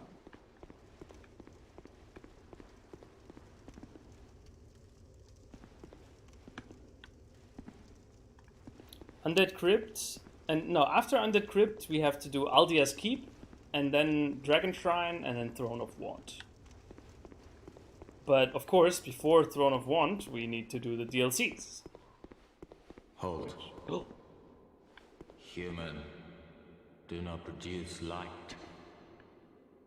Light, and all those who bear it, are unwelcome in this place.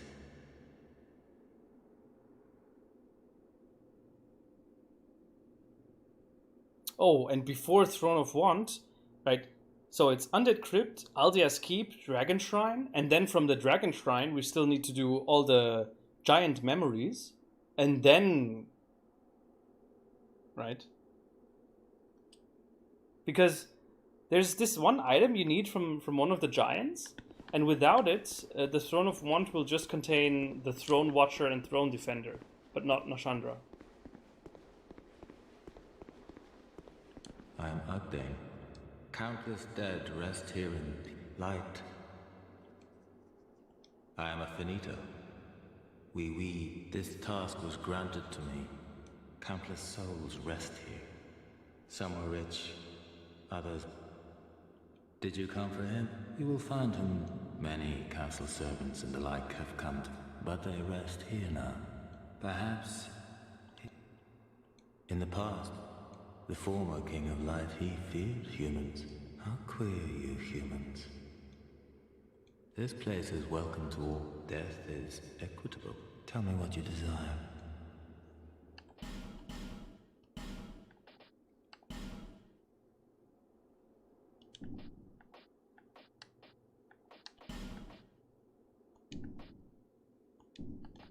Crude. Okay. I think this is also a Covenant leader. If you exhaust his dialogue in something, you can join his Covenant, maybe? Maybe not, though. Hidden path, therefore try left. Not sure.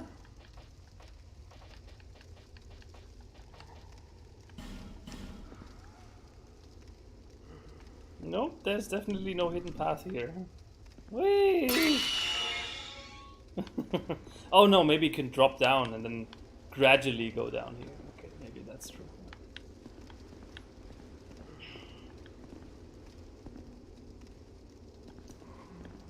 I watched football for the bar fights that ensue afterwards. Oh, those are also a high point. Like when I went to a few public viewings during the last World Cup, there were a few almost fights. It stayed only verbal, right? There was no punches being thrown, but still, I think it was pretty entertaining. Oh no. Oh no, not this area. Oh no.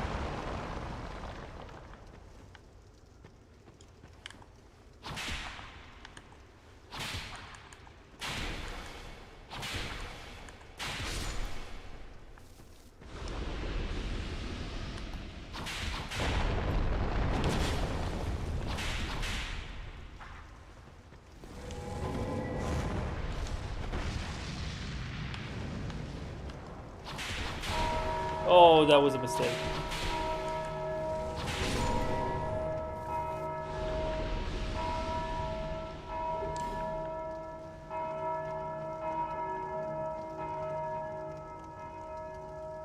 So, I don't fully remember how this area works, but I know that there was something about infinitely respawning enemies. That much I remember. Andy, who would you support if China versus Germany? In football?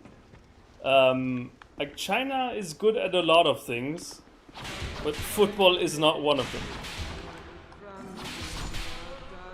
So I don't think there was much need for me to support Germany there. And I don't support a team just because it's the underdog. In fact, I'm more of a underdog hater.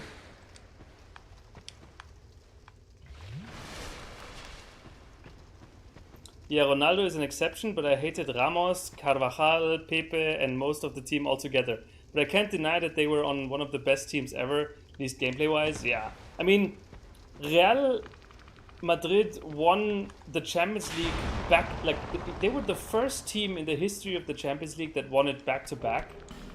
And I think for good reason. Like, they really deserved it. And, yeah.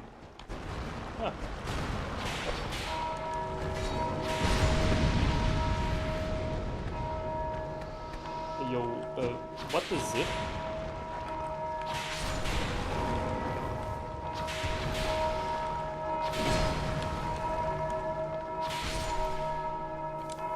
What does hitting these bells actually do?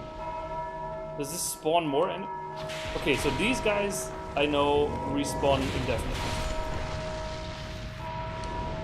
As long as you don't destroy these, here.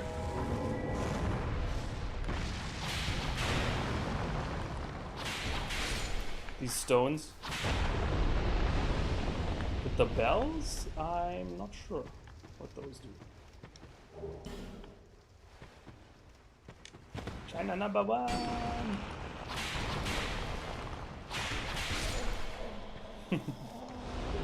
Of course, China is always number 1, right? So they don't need my support.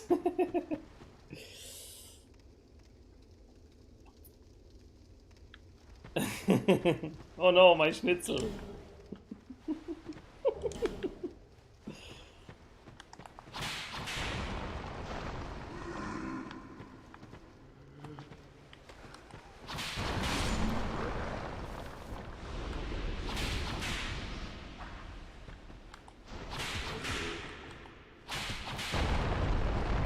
See, why are there suddenly like these guys spawning? Did I activate a trigger or?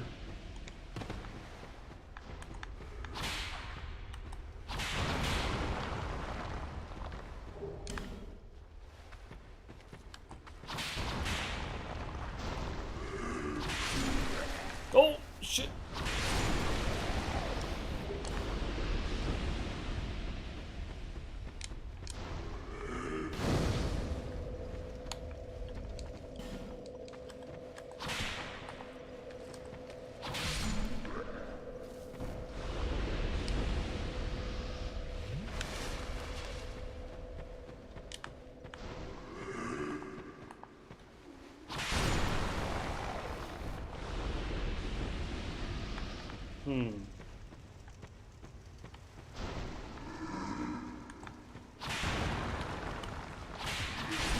I know the game wants it to be like bad for you to hit these. Oh, now I get it. Okay, the bells make these guys spawn. Now I understand.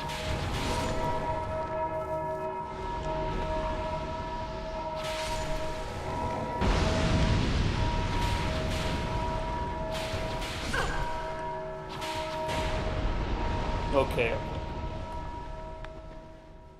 Okay, now I get it. Yeah, the bells make these guys spawn from these tombstones. Okay, that makes sense.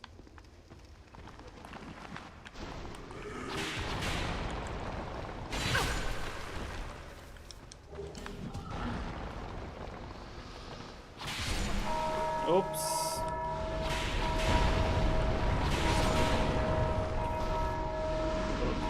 You guys can't spawn if I destroy all the tombstones. North Korea is the greatest team of all time, but because of the filthy Westerners banning them to play and their fake actors to lose miserably, we would never know. Well, wait, North Korea played in a World Cup a while back. Oh no, not the nameless usurper again. Are.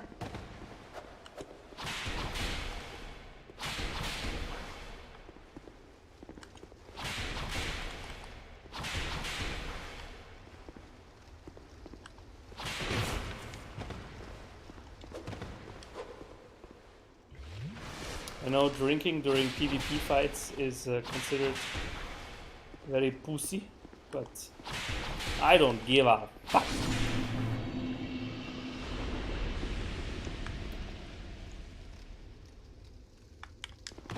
If Andy doesn't support China, I'm sure his daughter will disown me. You think so? No, no, no. She's too young to watch football to understand anything about it.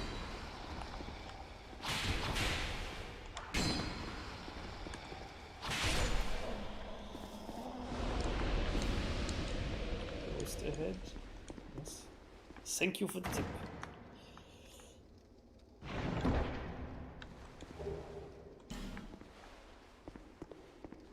And I think the World Cup that North Korea played in, they weren't hopeless. I don't think they were the worst team. Ouch.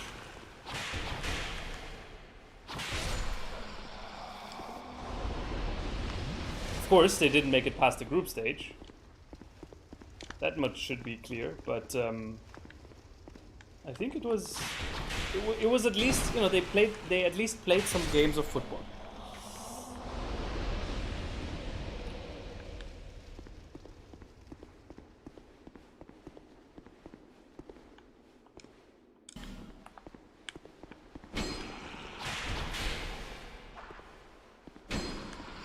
Okay, up ahead are two of these Giga Shield Knights.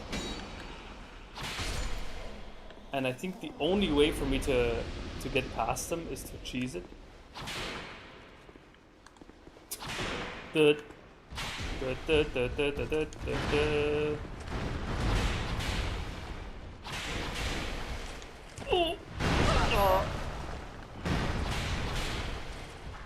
Actually, wait. Can we maybe actually fight him? Although running rather low on health.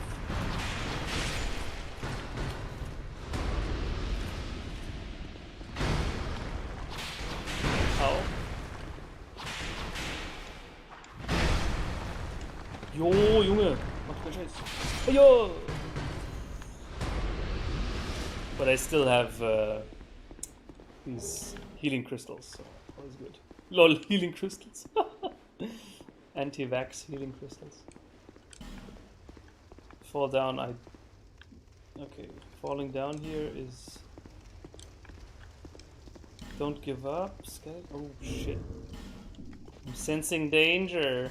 Chuckles, I'm in danger.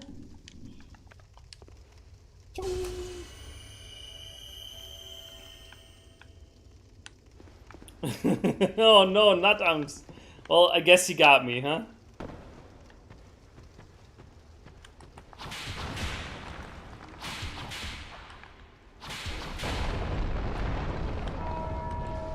Wait, who rang that bell?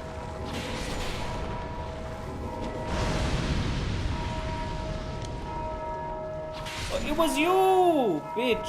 Ah!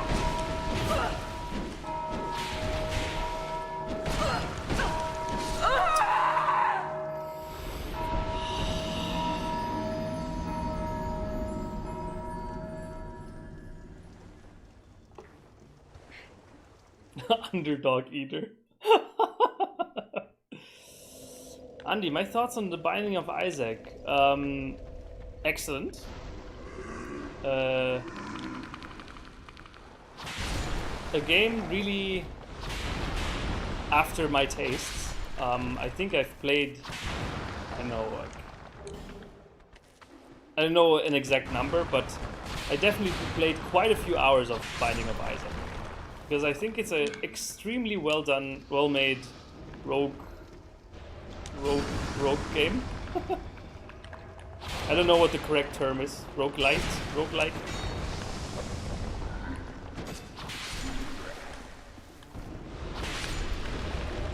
But yeah, I think it's very, very good.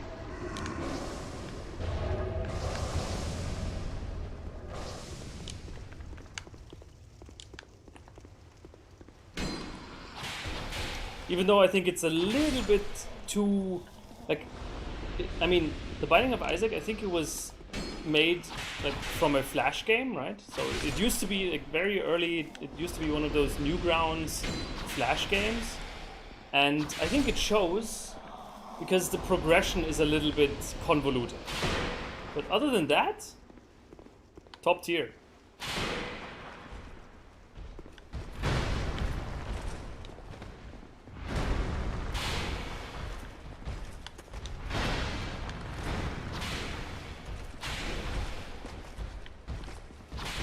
Stop hiding, you pussy.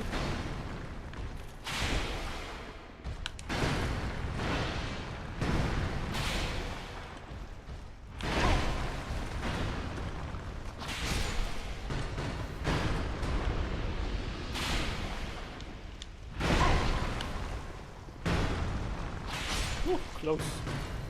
Close call. And also, The Binding of Isaac is very cheap. So it wouldn't hurt to just try it out.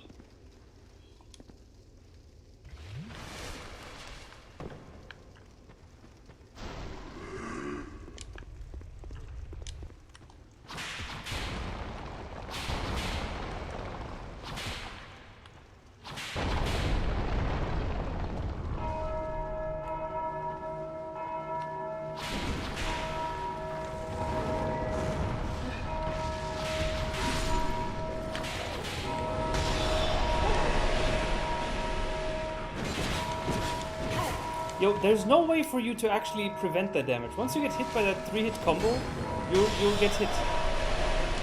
What a fucking load of bull ass.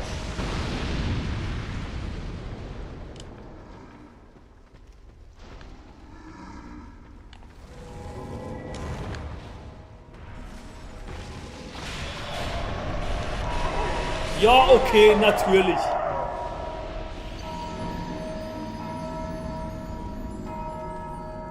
I think the best way to deal with this room is just to get out of there as quickly as possible.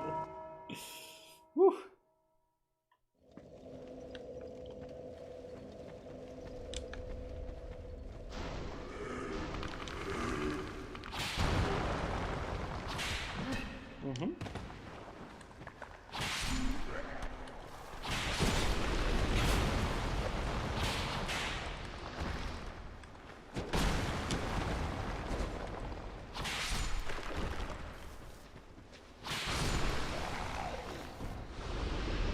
Now I remember how this area works. Yes, so these pathetic enemies, they just infinitely respawn, but they're programmed to walk towards the bells and try to ring them. And that spawns the much more powerful other enemies. And yes, that's how it works.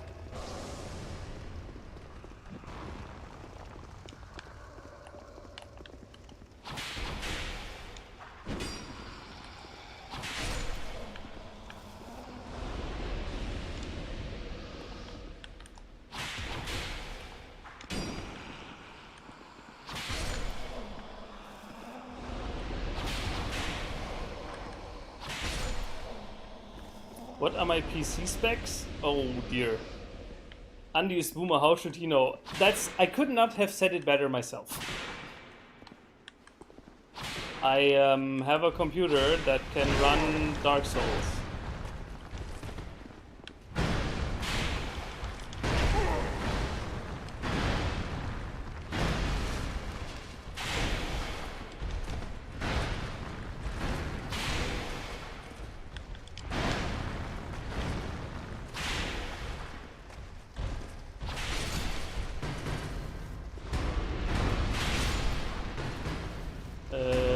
I seriously, I honestly, I have no idea about any of my PC specs. Like, I also don't really, I don't care about them because as long as it runs, all good.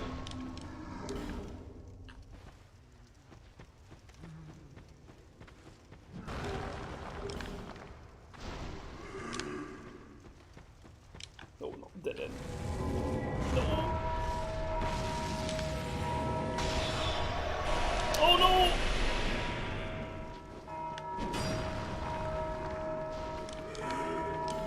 This is the way. This is the way. Yee! Let's hope they don't follow me all the way out. Ah, that's the end. Yeah. Oh, dude, we actually almost did it.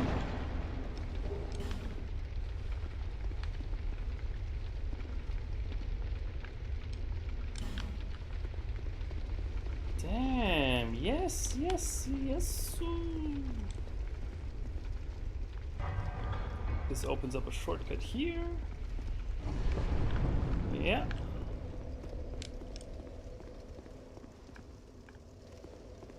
Okay. Good.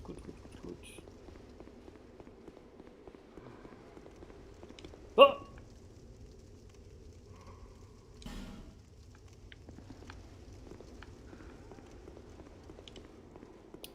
Guys, can you still... Is the stream still going? I think I've lost connection to Steam. Everything okay?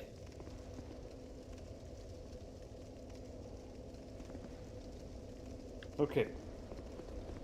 Huh. Weird. That was indeed very weird. But okay. So, what about this area here down here? What's this? To there.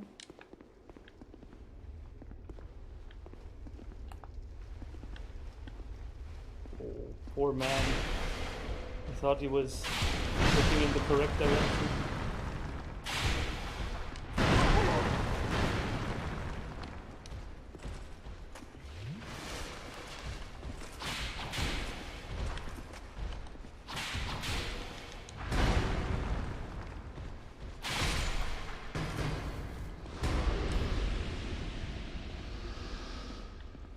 Stream doesn't exist. I'm only speaking through Yori. Oh, that's why I sometimes hear a voice behind my back. That's you, Natams. Okay. Not creepy at all. I like it. Please stop.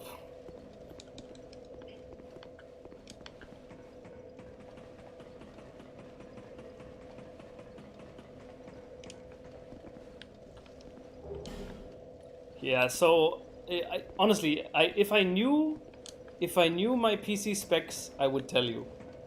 But I have literally no idea.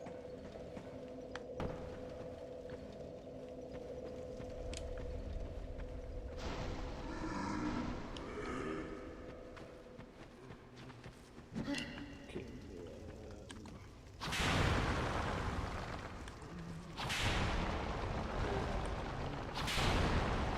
Let's get out of here. So, all that's left is now to explore the downstairs thing of the other side. I think I was supposed to drop down here. Yes. Ah!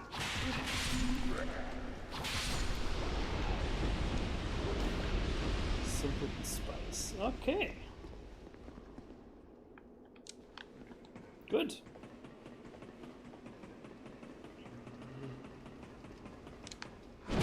Ouch. Oh, what the fuck?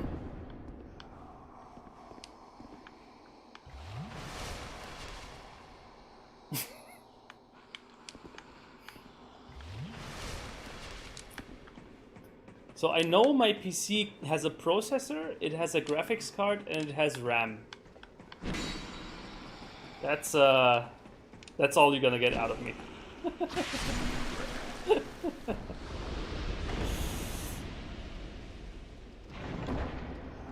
Yes, deine Mutter. Hit me, hit us up with that question.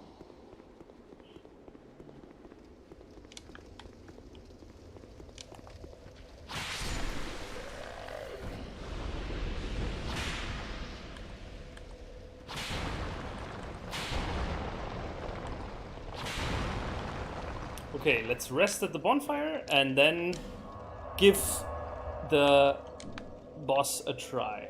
I remember that the path to the boss is very long and arduous and contains a lot of very strong enemies. But I think that's one of the great great sections in the game. Like this upcoming gauntlet here, up until the end, that's a very, very cool section. At least, I thought so.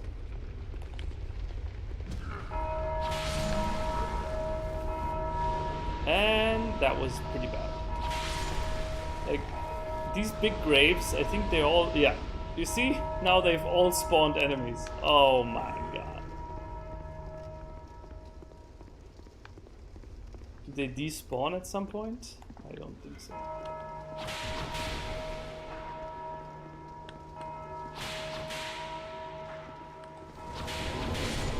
Wait, yo! Some bitch ass rang another bell. Where? Yo, what? Oh, that was me. Oh no, I think it just keeps respawning. Yeah. I think there's actually... You have to fight them all.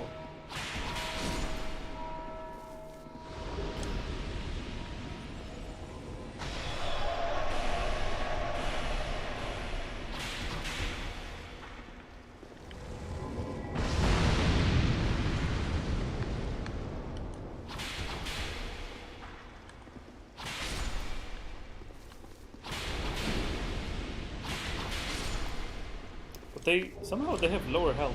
Like, I can kill them in 2 L1s.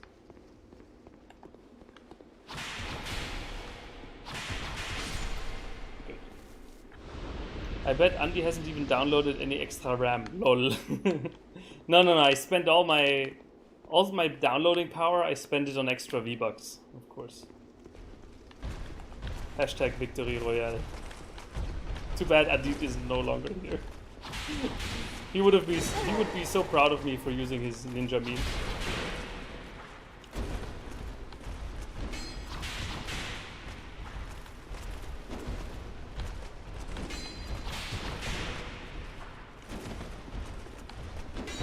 Oh.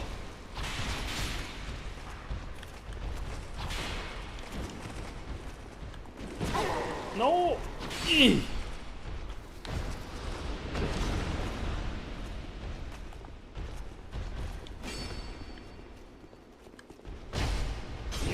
Stabbed into the back, into the face.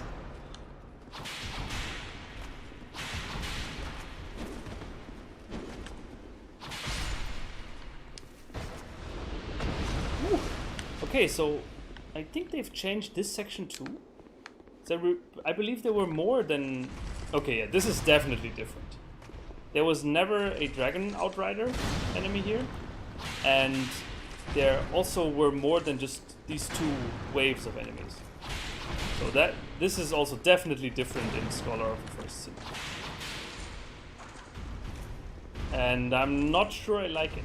Like, I think these Dragon Rider enemies, they suck. They are really just very tanky. For no reason at all. Much too tanky. They could use with half as much health and still be, you know, considered a beefy enemy. But the amount of health that they have, nicht cool.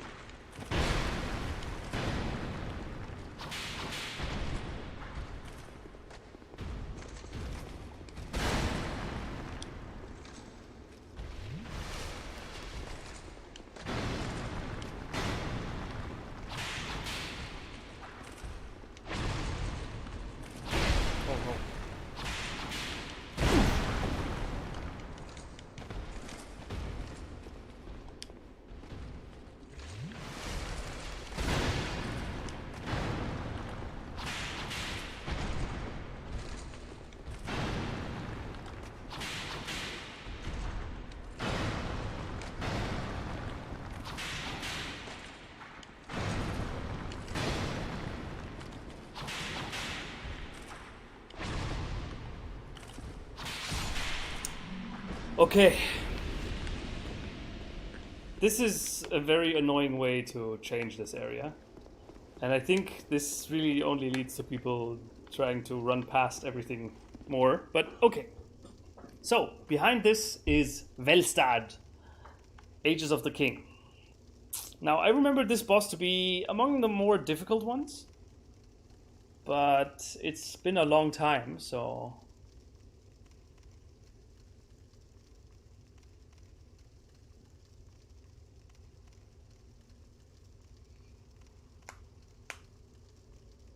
The whip stab is a Shaolin Temple secret technique. Yeah.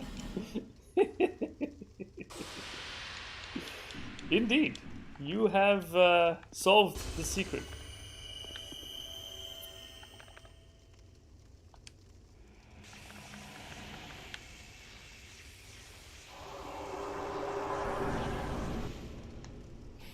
Okay. By the power of the strawberry, let's first try.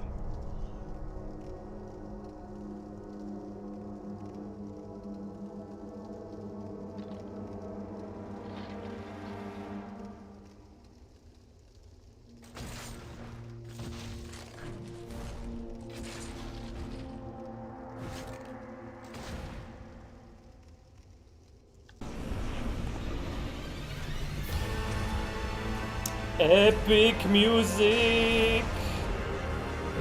Oh!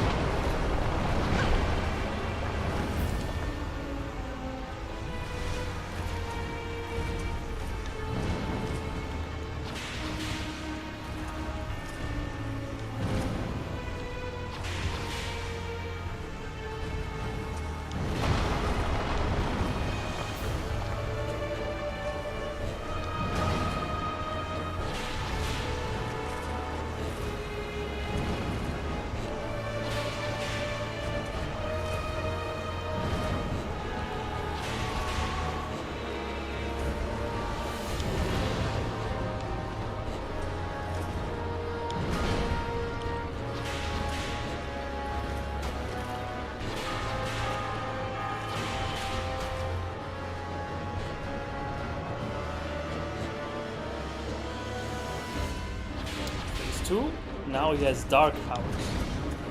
Not that it matters, but...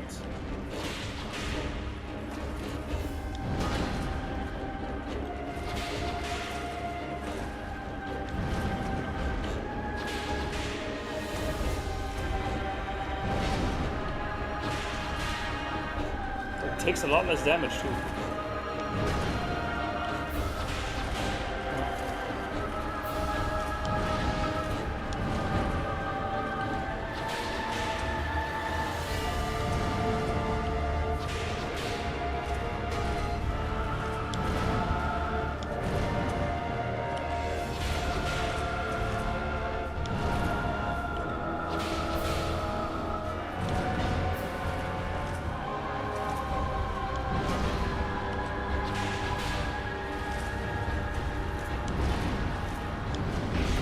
Okay, sure.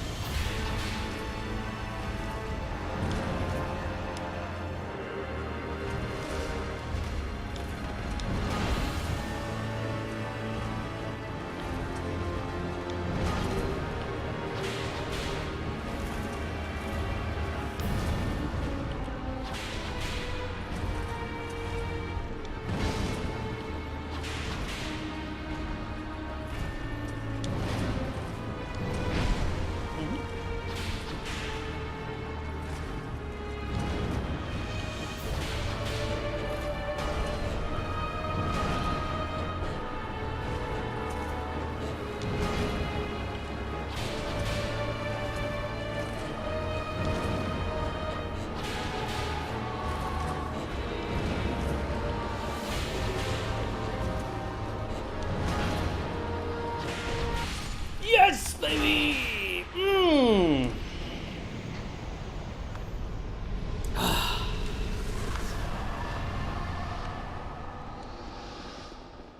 GG. GG. Nice! First try! Damn, that was good. Oh, it's 3 strawberries.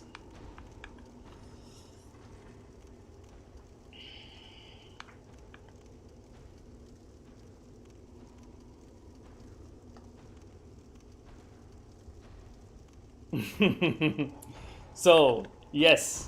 Deine Mutter, if your question was why use whip? Why use whip? Because it seems to be a pretty bad weapon and everyone else is using something else. That's precisely the point. This is a long-running meme ever since I did I answered a question on Anton's podcast, Ranton podcast, where I answered the question, what is my favorite melee weapon?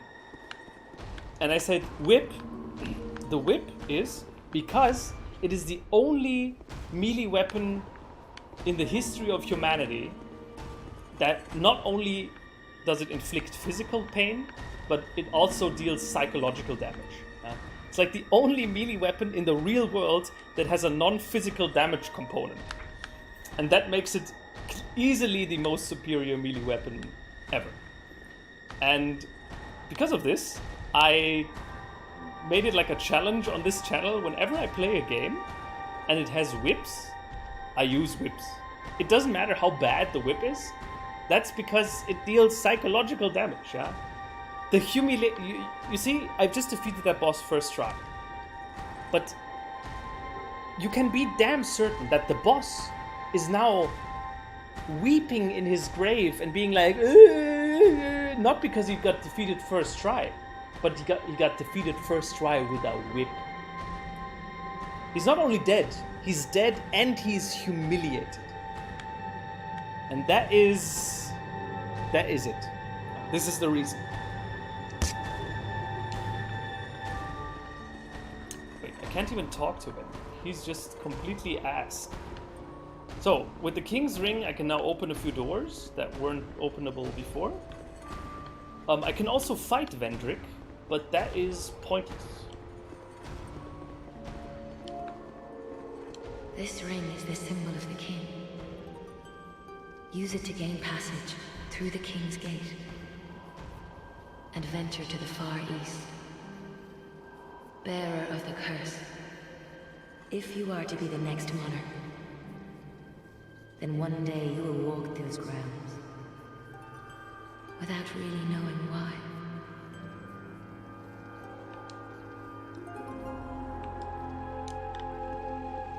Okay. So, off to Aldia's Keep.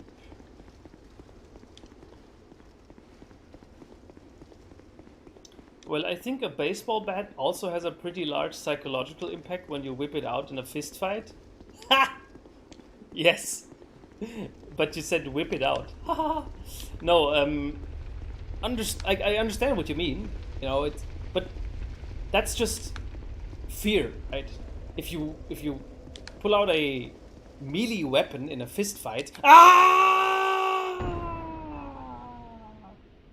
then the main psychological reaction you get is just fear. But that's pathetic. It's humiliation that you need.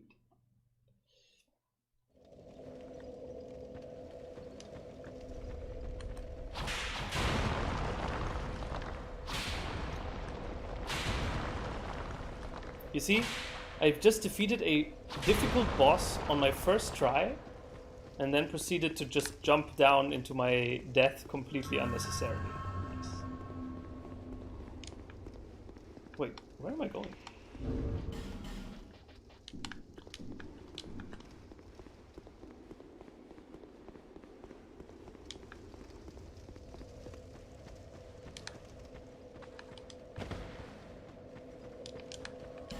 Okay. Ooh, good.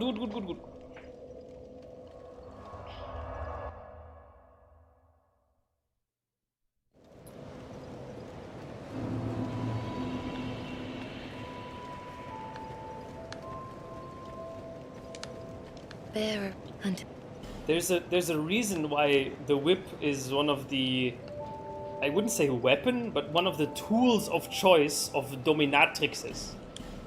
Because, you know, a dominatrix, she gets paid for humiliating her customer. And, like, she wouldn't hit him with a sword or with a club. She uses a whip because that just establishes domination. Very important. Huh? And this is something that only the whip can do.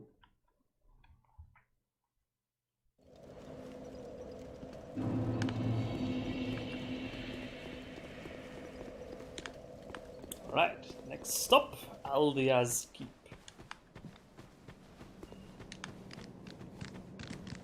Although in 1v1 against most other weapons, the whip loses unless you're Indiana Jones. Yeah, I mean, I'm not saying anything... Okay, so... I'm not saying anything about the power of a whip. I'm not saying the whip is like, in a real fighting situation, the whip is the best weapon. Absolutely not. What I'm saying is that the whip is just... In a vacuum, it's just the best weapon.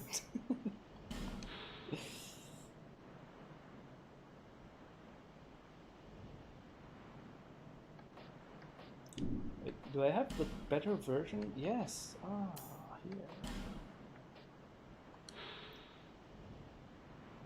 Increases equipment load.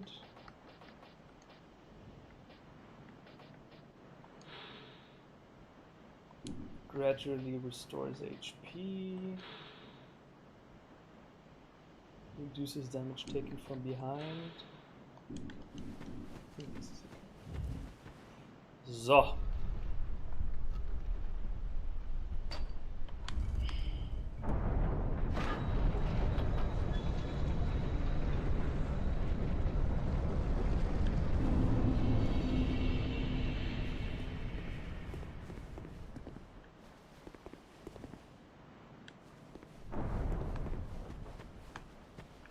Okay, Aldia's Keep.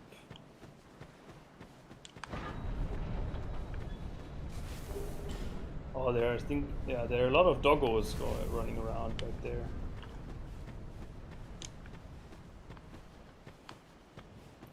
I think Aldia's Keep is a great area. Personally, it's one of my favorites.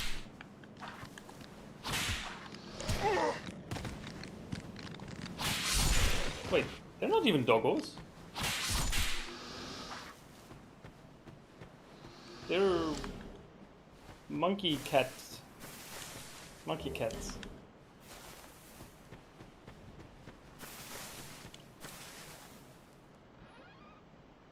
Oh, ah!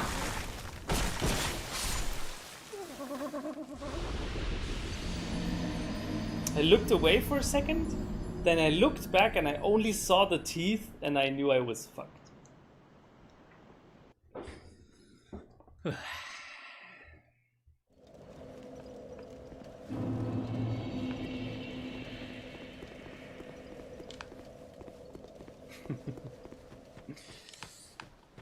Also, whips were used to punish slaves for centuries, so the association with humiliation and degradation are deeply embedded in the image of the whip. Yes! And I'm pretty sure that's the main reason why it is how it is. Right. Why people associate the whip with such a difference in... like such a power difference in the user and the receiver. That's it. It's mostly just historical ballast.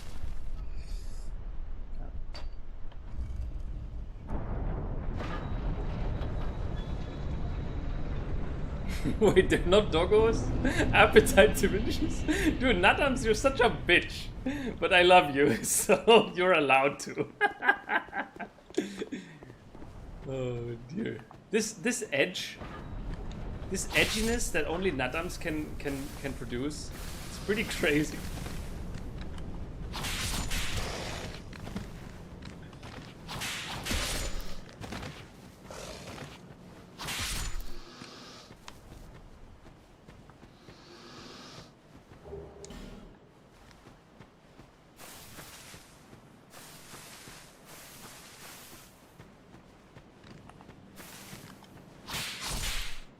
So, let's pick this up. Now, I didn't even know that metal chests could be mimics.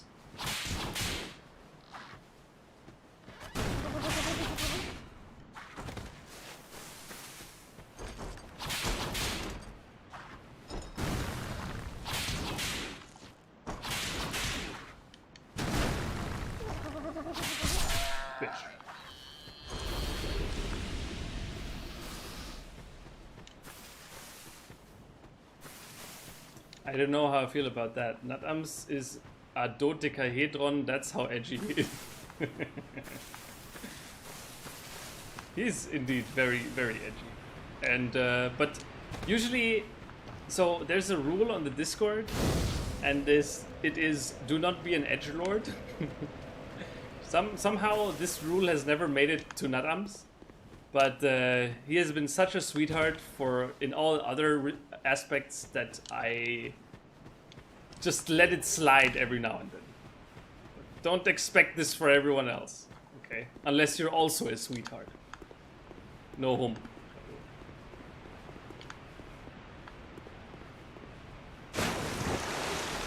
Oh, I think one of the things about Aldia's Keep that made it such a weird area is that there are a lot of invasions here.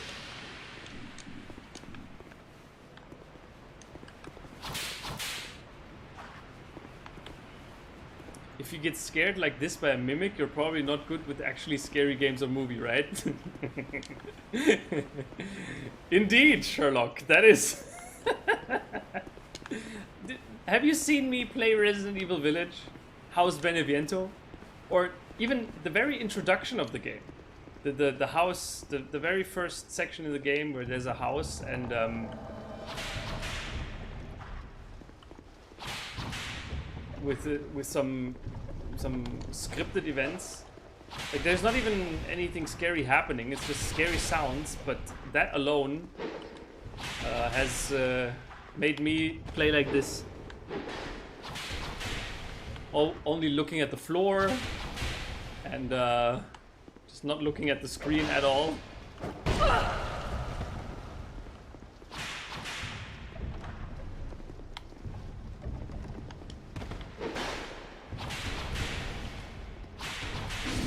Yeah.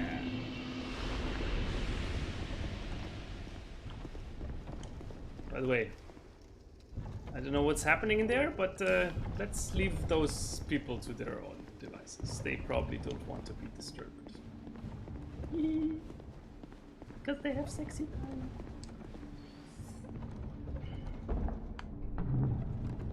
I'll allow it. Also, here, this dragon skeleton will move. And the first time that happened...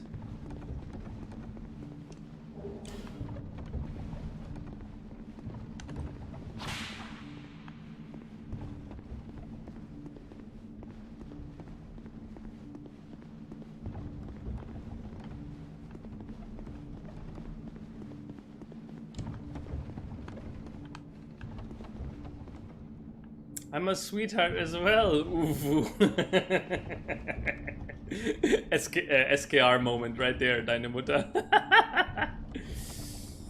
The real answer is bribery. Ah, yes, true. Well, you haven't donated, so you little bitch. Don't come here with a bribery. The god of bribery is Hashmalim.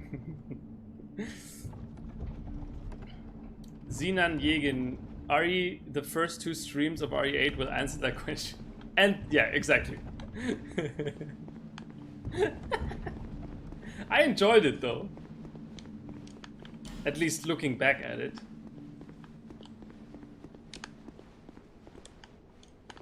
Pull back, pull back, pull back, pull back, pull back, pull back, pull back, pull back. Pull back. And then... Don't you dare, wait. No, yeah, okay. I think one of these levers just opens a door that spawns enemies and it's completely pointless.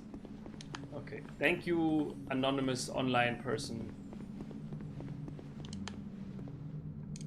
Please, just stay away. No, please, don't come near me. Nothing good will come of it. Just leave me alone, please. Leave this place and leave me be, as I'd not see any harm befall you. Please. Ah, yeah, okay. Please. If you, like, pull that lever, he will be free. And he will invade you mercilessly all the time in the rest of this area. I think that was it, yeah. However... I think if I don't pull the lever, the dragon will not come alive, and I will not be able to progress, right? Someone help me here. I don't want to make any... Never mind. It's completely not true. You can progress even without pulling the lever. Okay. It's all good then. All good.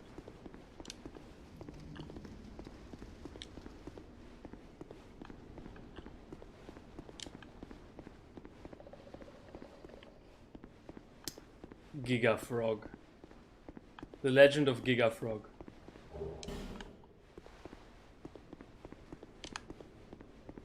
Doesn't attack me. So nice.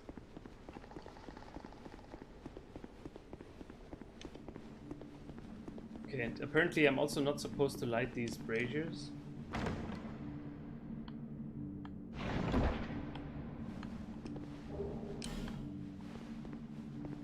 I funnel money through other people for laundry of clothes, resigning.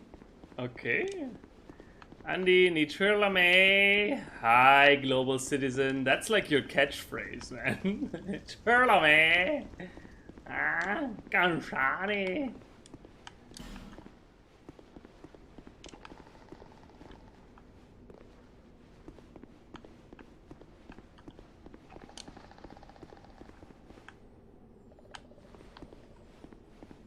Okay, I will just leave all these other things here. Just leave them be.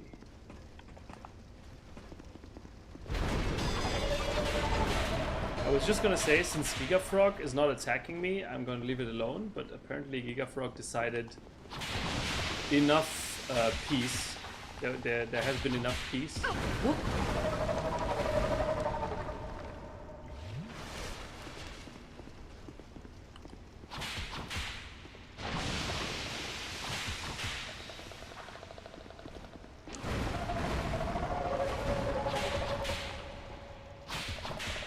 By the way, you can see that these things on his head are not his eyes, by the way. His face is the very small... Because the frog here is so big, you can actually see his face. And his real face is very small. Ah, too bad he despawned.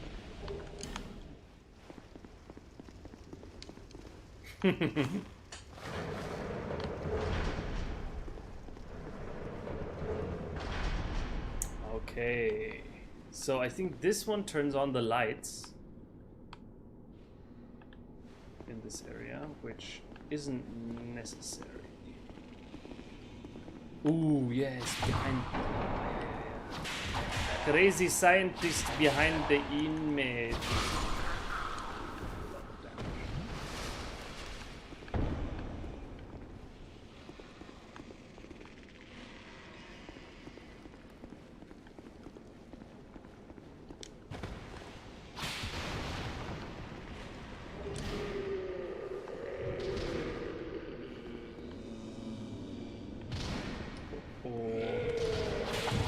Get out. Like this enemy up there that's trying to get out of his cage, they're really, really annoying.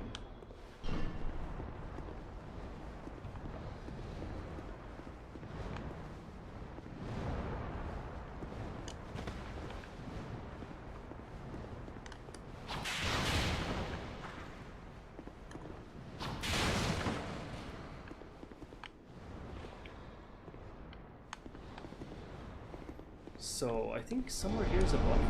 Right. Wow, Andy, you still got it.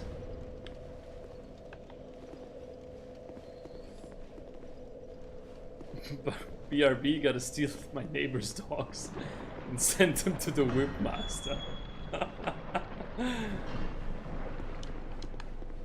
The whip master. Okay, this once again is Equipment Degradation City.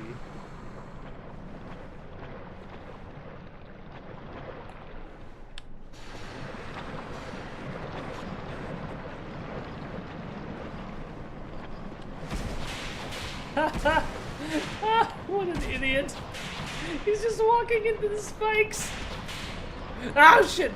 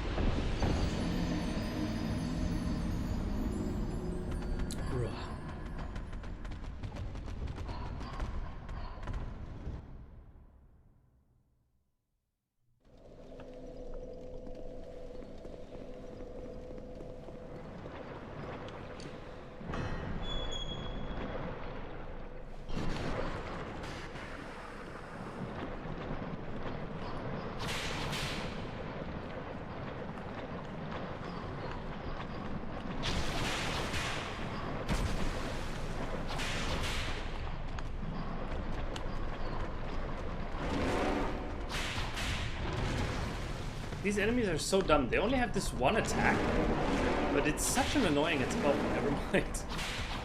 They apparently can bite as well. Can scratch you as well.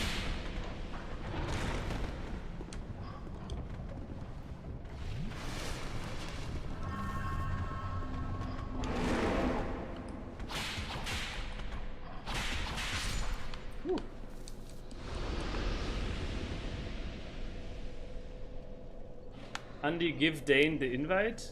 Dane. Dine. Yes, okay, it seems we have reached one of those streams again where none of my mods are here. Which is sad. Which means I will have to post the Discord invite link myself.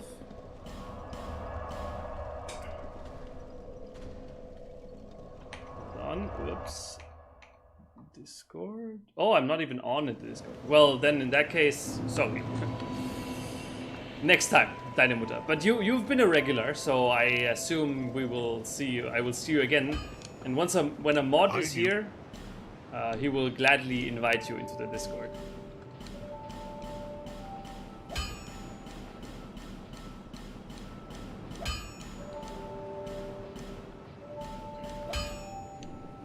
I'll be around.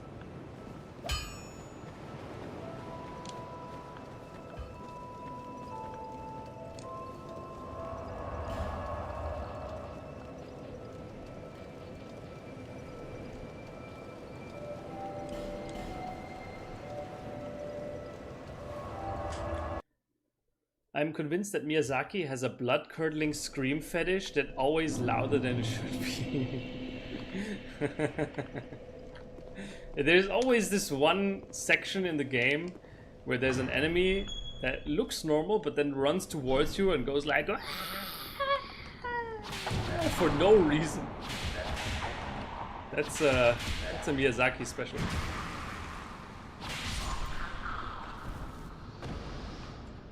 To be honest, Whip Matter sound either like WoW boss or like the pseudonym of a BDSM club member. A Whip Master, yeah. Well, considering that I've raided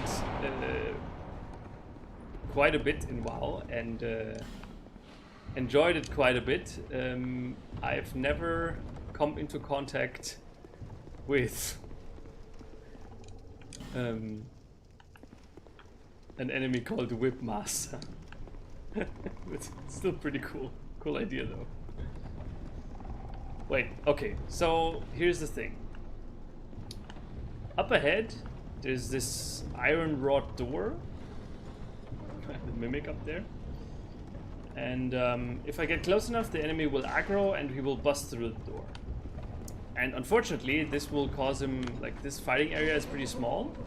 And then he will bust this guy out and I will be dying. However, I still need one of these rhino enemies to use an attack on this door because that's the only way I'm getting this door open. So I think I will simply Ignore it for now.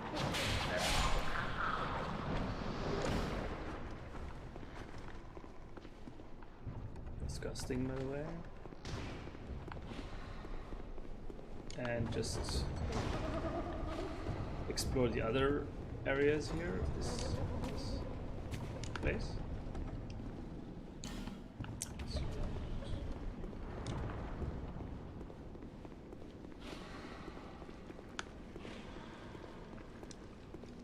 Wait, do I actually have to use that Pharaoh's Lockstone? Don't fully remember, but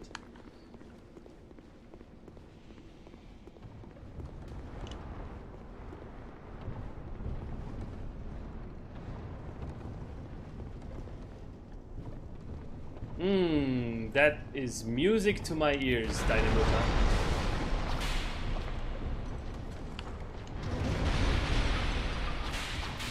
Ooh, damn, actually quite a bit of damage. Oh, what the fuck? Where did he come from? Oh, he can destroy the walls too! No, this is going completely out of control! Ah!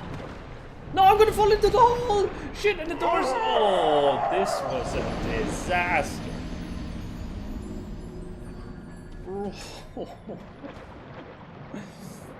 Everything that could have gone wrong went wrong. Typical Dark Souls gameplay. Are my souls here? Please don't. Okay. Upstairs.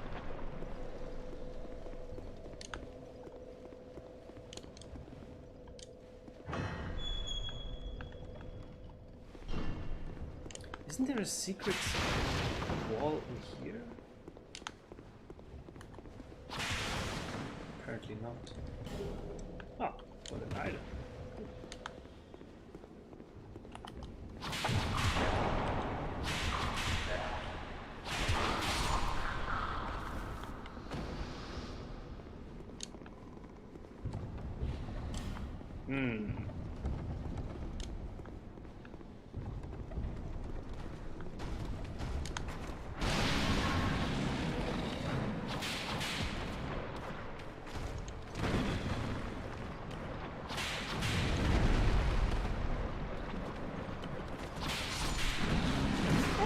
Yo, what the fuck?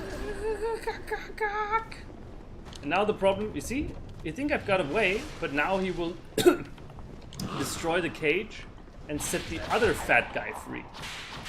It will be disastrous.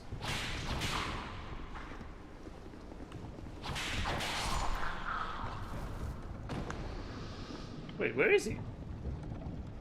Where is OG fat guy? In this case,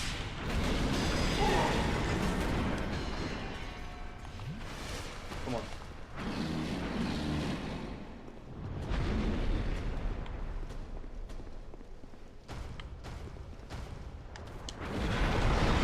Thank you.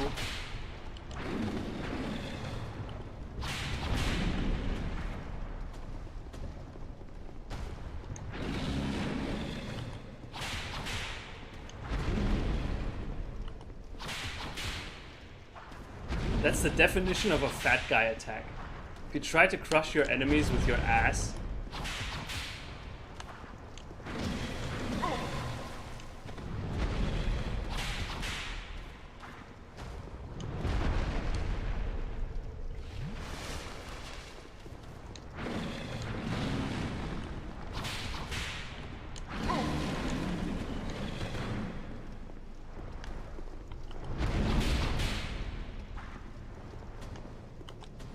It's so cute how he looks back. How he looks like he tries to look behind his ass.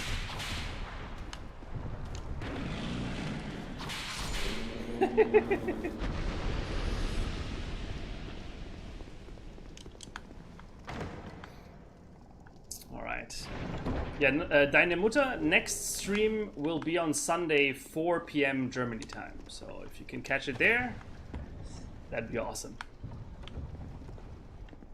Whipmaster to me sounds a bit like Burning Crusade. I mean, Black Temple could be the name of an underground sex dungeon.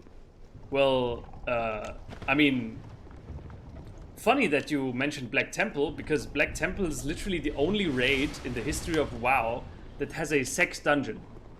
And a sex dungeon boss, even. There's one boss in Black Temple, and that's the sex dungeon master.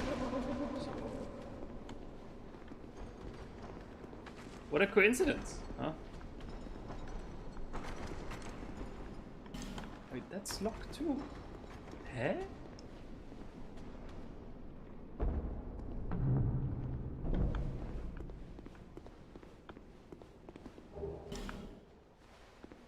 Ah!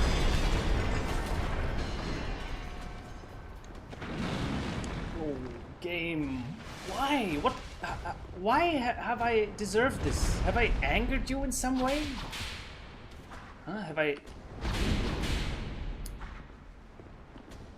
Did I do something inappropriate to you, game? Huh?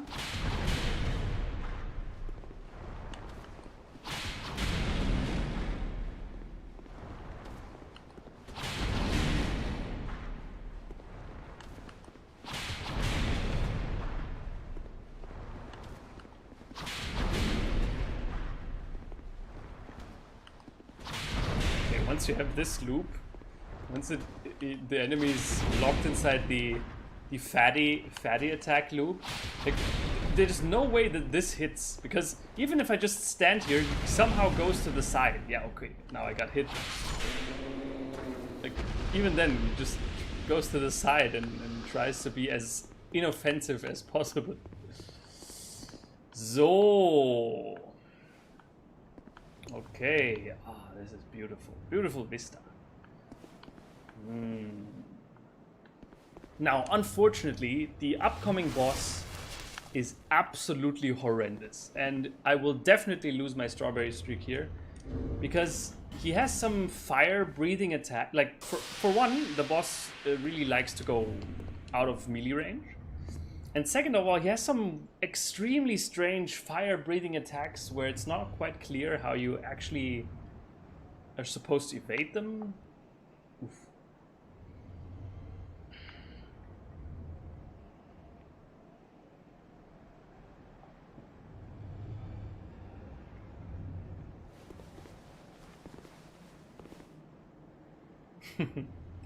Okay, now, wish me luck. Power of the strawberries.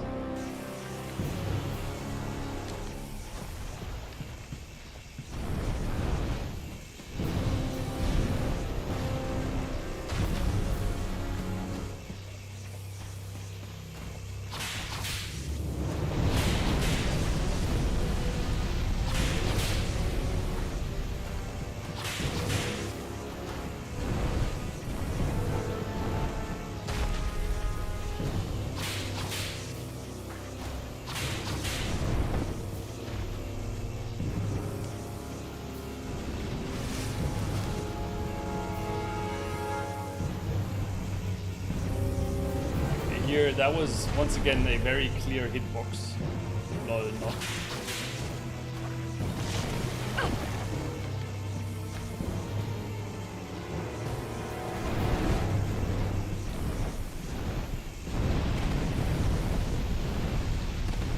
Here, it's so hard to see if I was actually supposed to be hit by this attack or not, or...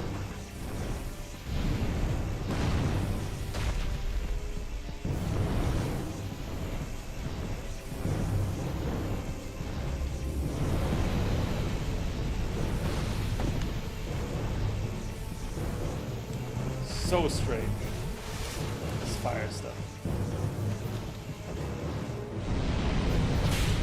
I think it's best to attack his head. It does more damage.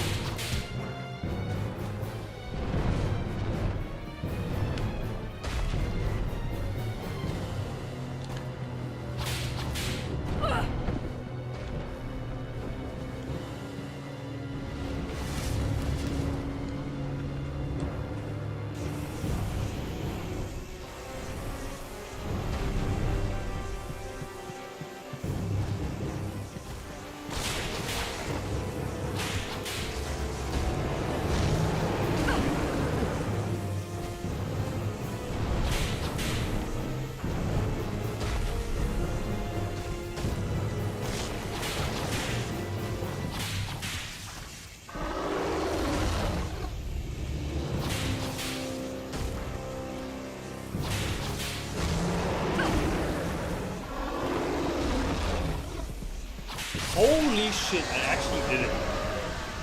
Damn. First try. Yo! Nice.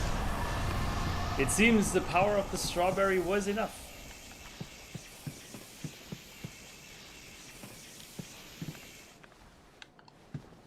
Thank you for shutting up now, Whip. So, damn. Strawberry popping off. Okay. Now this vista is really beautiful, right? Standing at the edge of these amazing, completely realistic looking pillars. And then we have other stone pillars up above. Now, I don't want to make a fool out of myself again, but I think this is also one of the most nonsensical area transitions ever. So, we're looking at a gigantic nothing, right? There's up ahead, there's really not much there. There are a few stone pillars to our left and to our right, but that's about it. Now let's keep our gaze in this direction and take the elevator up. Because I believe that once the elevator goes all the way up, there will be a massive area directly in front of us, which makes no sense. But we shall see.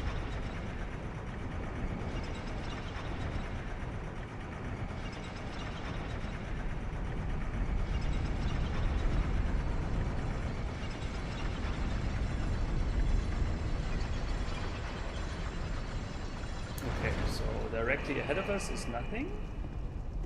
And this is the direction.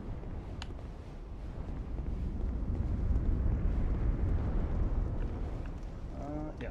So, we were looking in this direction, right? Straight up ahead here, there's this gigantic void of nothing. Now we go through this into the direction we were looking at, and suddenly, what the fuck? This. Suddenly there's this, everything like, how? Yo, bitte? Like, yeah, I get it's supposed to be on top of these stone pillars, but there were no pillars down there in the direction we were looking at. Bearer of the curse, long have I awaited one such as you. One who might shatter the shackles of fate. One who can set me free. Oh, everything Bearer for you, of my the girl. curse. It was my own manifestation that led you here. The ancient dragon has watched over the world for eons past. Take this. Do not resist. The dragon welcomes you.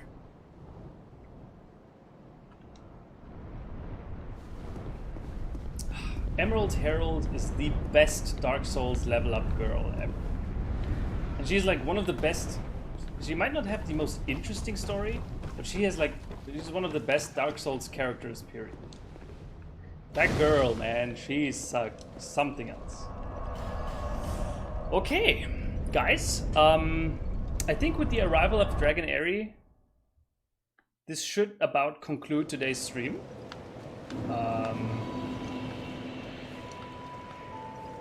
Bearer of the... until... Oh, she now no longer says Lest.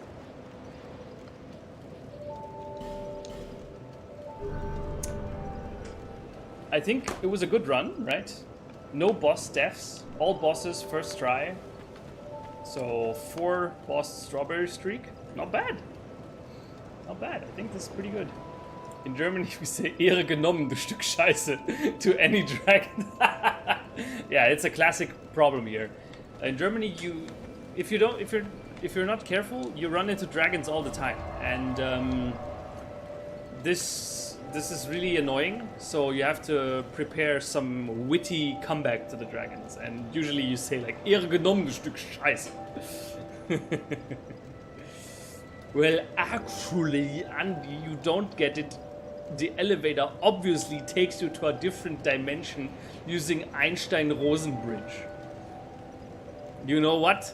You can lick my Rosette. Little smartass. Maybe if you understood the eigenvalue of the elevator, you would understand what's going on. This is embarrassing. I have proven that I am incapable of comprehending even such basic fundamentals of nature. Obviously. Yeah. I mean, who didn't, like, why didn't... It was so natural, it was so obvious that it's kind of embarrassing that I didn't think of quickly calculating the eigenvalues of the trajectory vector of the elevator. Anyway, with this, I now shamefully conclude the stream. People, it has been a pleasure once again. And I'm not promising anything, but there seems to be a tendency for these Friday streams to ever so slightly nudge earlier and earlier. Like, start a little bit sooner. Sometimes we have a step back, right? And then it's later again, but I'm trying to slowly but surely push the stream forward enough because I believe that that's just simply a better time for most people. And that's why it will be good. But once again, not promising anything, it's just a tendency. Anyway, it has been great. Thank you all for joining me on this Whip Monstrosity Origins journey. We are nearing the end, or no, we are nearing the end of the main game, and then it will be DLC. And my virgin DLC experience will start, because I've never played those DLCs before. Anyway, I wish you all a good night, or a good rest of the day, depends on who you are, where you are. Unless you're Adit, he, of course, doesn't need such pathetic compliments, because he's a superhuman that doesn't sleep.